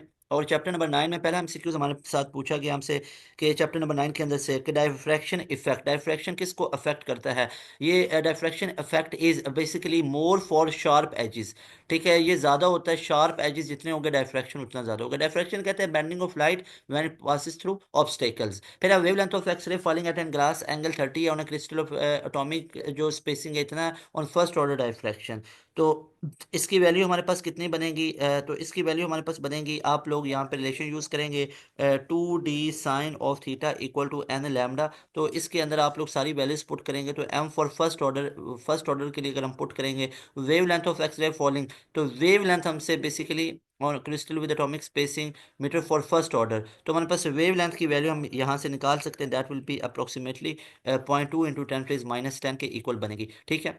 उसके बाद हमारे पास नेक्स्ट आ जाता है sin of 30 1/2 है, 2 से कैंसिल हो जाएगा, और यहाँ से हमारे पास ये फाइंड आउट कर लेंगे, लैम्डा को 1 इधर भेजेंगे, तो ये हमारे पास कितना आ रहा है? ये हमारे पास X-ray falling on crystal with atomic spacing इतनी है, तो यहाँ से M for first order diffraction, तो यहाँ से हम डी को सेपरेट कर सकते हैं, दैट विल बी हमारे पास 0.02 × 10⁻⁻10। उसके बाद which of the following has longest wavelength? Longest wavelength किसकी होती है? That is red light, red light की वेवलेंथ लॉन्गेस्ट होती है। उसके बाद है हमारे पास when the wave number of the light इतने वेवलेंथ विल बी। अब वेव नंबर किसके इक्वल होता है? 1/λ। अब यहाँ से लैम्डा तो गिवन है, wave number of the light, तो यहाँ सॉरी लैम्डा हम लोगों ने फाइंड आउट करना है, लैम्डा इधर आ गया, और 1/v बार। अब ये 1/5 × 10⁻⁶ बना ना, ऊपर चल के कितना हुआ? 0.2 × 10⁻⁻6 हुआ। तो इसको मैं क्या लिख सकता हूँ? टू टू इसको लिख सकते हैं, और 10⁻⁻7 metre. So C option will be right option, got it. अच्छा जी, उसके बाद हमारे पास नेक्स्ट क्वेश्चन है which is question number 5। Question number 5 की तरफ मूव करें तो हमारे पास क्वेश्चन नंबर 5 है, colour of display on the oily surface are due to. ये किसकी वजह से आते हैं? That is due to interference, B option is right option. 2011 के ई कैट में ये क्वेश्चन आया हुआ था, 2011 के ई कैट के पेपर में ये क्वेश्चन था। उसके बाद क्वेश्चन नंबर 6 है, object which has own light is called. जिसकी अपनी लाइट हो उसको हम क्या बोलते होते हैं? जिसकी अपनी लाइट होती है उसको बेसिकली हम क्या बोलते होते हैं? उसको हम ल्यूमिनस बोलते होते हैं। सो ये हमारे पास alpha option will be right option, got it. अच्छा जी, उसके बाद नेक्स्ट हमारे पास आ जाता है कि when sunlight passes through Polaroid it becomes. ये क्या बन जाती है? ये हमारे पास जब वो पोलराइड में से when sunlight passes through Polaroid it becomes polarised, ये पोलराइज्ड हो जाती है, ठीक है। जब पोलराइड में से गुजरेगी तो पोलराइज ही हो जाएगी ना। फिर the phenomena of interference occurs in, जो इंटरफेरेंस का फिनोमेना ये कहाँ पे अकर होता है? ये हमारे पास साउंड वेव में भी होता है, विजिबल लाइट में भी बिल्कुल होता है, और उसके बाद ऑल टाइप ऑफ वेव्स के अंदर इंटरफेरेंस का हो जाता है, ठीक है। C option will be right option. उसके बाद है हमारे पास Y D S C use to study the interference of. ये किसकी इंटरफेरेंस को स्टडी किया जाता है? सिर्फ और सिर्फ विजिबल लाइट की, delta option is right option, ठीक है। उसके बाद हमारे पास नेक्स्ट क्वेश्चन है, when light is directed at the direction grating at an angle normal to grating, starting the normal of the grating zero order red green blue light, diffraction spectrum will be. Diffraction का spectrum हमारे पास किस तरह का बनेगा? तो याद रख लो, डायफ्रैक्शन का स्पेक्ट्रम हमारे पास बनेगा ब्लू पहले, ठीक है, ब्लू पहले, फिर ग्रीन, ऑर्डर ये बन जाएगा, फिर ब्लू ग्रीन दरमियान में ही आएगा, ठीक है। पहले ब्लू आ जाएगा, तो ये डेल्टा ऑप्शन में है, ब्लू ग्रीन रेड, ठीक है। उसके बाद नेक्स्ट हमारे पास है कि हमारे पास the line of diffraction grating having spacing D हमारे पास इतना दे दिया है। और when a beam monochromatic light is incident normally at the grating the first order max angle of 30 degree. ये सेम इस तरह का क्वेश्चन ऊपर भी करवा के आया हूँ। तो यहाँ पे हम रिलेशन यूज करेंगे 2d sin theta equal to N lambda. फिर coherent monochromatic light illuminates two narrow, हमारे पास पैरेलल स्लिट्स हैं, and the interference pattern which result is observed on the screen some distance beyond the slits. Which of the following modifications will increase the separation between the dark lines of the interference? कौन सी, अगर separation को बढ़ाना चाहते हैं तो हमें क्या करना है, using monochromatic of longer wavelength. किसको यूज करेंगे, लॉन्गर वेवलेंथ। क्यों, क्योंकि D sine theta is equal to, ये हमारे पास होता है ना, delta Y is equal to M lambda upon में डी। तो लैम्डा को बढ़ाओगे तो फ्रिंज स्पेसिंग ज्यादा हो जाएगी। ये नस्ट के अंदर भी बहुत फेवरेट टॉपिक है, यहाँ से बड़ा पूछा जाता है। उसके बाद ये स्टूडेंट्स हमारे पास चैप्टर नंबर 10 है, the normal human eye is, उसका नॉर्मल डिस्टेंस हमारे पास कितना होता है, that is 25 centimetre. C option is right option. उसको ये 2006, 8, 9, 10 में 4 दफा क्वेश्चन आ चुका हुआ है। उसके बाद the dash of the light is inversely proportional to the refractive index. तो speed of light is inversely proportional to refractive index. फिर है in the multi mode graded fibre, जो हमारे पास है compare to the central core. Central core का हमारे पास क्या होगा, that having low refractive index, उसका लो रिफ्रैक्टिव इंडेक्स होता है। उसके बाद हमारे पास बुक लाइन है ये सीधी सी। उसके बाद monochromatic light of wavelength 1 in vacuum on incident or surface of glass at angle 1, assuming refractive index of glass 1.5, the wavelength की वैल्यू हमारे पास कितनी आ जाएगी, 1/1.5 आ जाएगी। तो हमारे पास right option will be alpha option. उसके बाद हमारे पास नेक्स्ट क्वेश्चन है कि अब देखो ना, हमारे पास रिफ्रैक्टिव इंडेक्स का रिवर्स करेंगे तो वो हमारे पास वेवलेंथ आ जाएगी ना, वेवलेंथ 1 अपॉन में रिफ्रैक्टिव इंडेक्स आ जाएगा। तो रिफ्रैक्टिव इंडेक्स 1.5 है, तो ये हमारे पास 1/1.5 आ जाएगा, 1/1.5। नेक्स्ट हमारे पास के a ray is incident on glass air boundary for which critical angle the speed of light is known as the half of speed of the light in vacuum, the critical angle C should be. Critical angle की value हमारे पास कितनी होनी चाहिए, that should be, वो क्या कह रहा है, हाफ ऑफ इट्स स्पीड, तो वो हमारे पास 30 डिग्री पे हाफ होगा ना, साइन 31/2 उस पे हाफ होगा। उसके बाद हमारे पास नेक्स्ट आ जाता है चैप्टर नंबर 11। चैप्टर नंबर 11 में पहला क्वेश्चन हमसे पूछा गया डियर स्टूडेंट्स के, the process in which pressure remains constant. Pressure constant, isothermal में टेम्परेचर कांस्टेंट, आइसोबैरिक में प्रेशर कांस्टेंट, एडियाबैटिक में क्यू कांस्टेंट, आइसोकोरिक में वॉल्यूम कांस्टेंट। उसके बाद हमारे पास नेक्स्ट क्वेश्चन है कि how many process does 4 stroke engine undergoes. कितने प्रोसेस होते हैं, 4 प्रोसेस होते हैं, 4 प्रोसेस होते हैं, 4 process are there in 4 stroke engine. A body absorb heat at constant temperature, what will be its phenomena. Constant temperature पे कर रहा है तो ये हमारे पास क्या मेल्टिंग पॉइंट होगा, बिल्कुल। क्या ये बॉइलिंग पॉइंट होगा, बिल्कुल। तो both A and B, delta option will be right option. उसके बाद है हमारे पास कि by keeping the pressure constant और what temperature volume of a body becomes half of 25। किस टेम्परेचर पे हो जाता है, याद रख लो, दैट इज 546 केल्विन पे उसका जो टेम्परेचर है और उसका जो वॉल्यूम है वो 25 की निस्बत हाफ हो जाता है। उसके बाद what will be the average translation kinetic energy of molecules gas at 27 degree centigrade. Average translation kinetic energy हमारे पास कितनी यहाँ पे बनेगी, this will be average to zero, none of these, हमारे पास delta option will be right option. फिर है maximum percentage efficiency of engine operating between 227 degree C and 127 degree C will be max. इसके दरमियान में हमारे पास जो हमारे पास बनेगा वैल्यू, वो हमारे पास कितनी बनेगी, दैट विल बी 44 सेकेंड, हमारे पास 44% बनेगी। Maximum percentage efficiency of engine operating 227 degree और 127 डिग्री के अंदर 44% के करीब हमारे पास बनेगी efficiency. Normal temperature of human body हमारे पास कितना होता है, दैट इज 310 केल्विन, 310 केल्विन होता है, याद रख लो। उसके बाद efficiency of carbon engine is calculated by, efficiency किस फार्मूला से कैलकुलेट की जाती है, T1 - T2 upon T1। C option is right option. Boyle law state that for an ideal gas pressure is proportional to V if T is. Boyle law के मुताबिक जो pressure है वो क्या होता है, यहाँ पे अगर हम बात करें तो हमारे पास है Boyle law states that ideal gas pressure is proportional to V। Pressure V के प्रोपोर्शनल है, लेकिन T क्या होना चाहिए, कांस्टेंट होना चाहिए। और नंबर ऑफ मोल्स भी कांस्टेंट होने चाहिए। नेक्स्ट क्वेश्चन है हमारे पास, दैट इज के efficiency of Carnot engine is. Efficiency of Carnot engine हमारे पास क्या हो सकती है, ये हो सकती है हमारे पास के नेचर ऑफ वर्किंग सब्सटेंस पे डिपेंड करती है, या ये can be 100% if cold reservoir is at 0 kelvin, तो 100% भी हो सकती है। उसके बाद हमारे पास है नियरली 100%, ठीक है। On hot summer day temperature is measured on big hall minutes after turning air conditioners assuming temperature closer to T1, the temperature of the closer ceiling is T2, which of the following statement is true। कौन सी statement हमारे पास ठीक होगी कि T1 हमारे पास ज़्यादा हो जाएगा, क्योंकि वहाँ पे हमारे पास क्या हुआ, वहाँ पे टेम्परेचर ज़्यादा, क्योंकि पहले AC ऑन नहीं किया हुआ था, तो पहले वाला टेम्परेचर ज़्यादा होगा ना T1, बाद में तो AC ऑन किया तो T2 हमारे पास कम हो गया। Next question: the temperature of 1 kg of hydrogen is same as that of 1 kg of helium if the gas molecule have same mean translational kinetic energy। और ये भी आप लोगों का 2017 के अंदर क्वेश्चन आया हुआ था।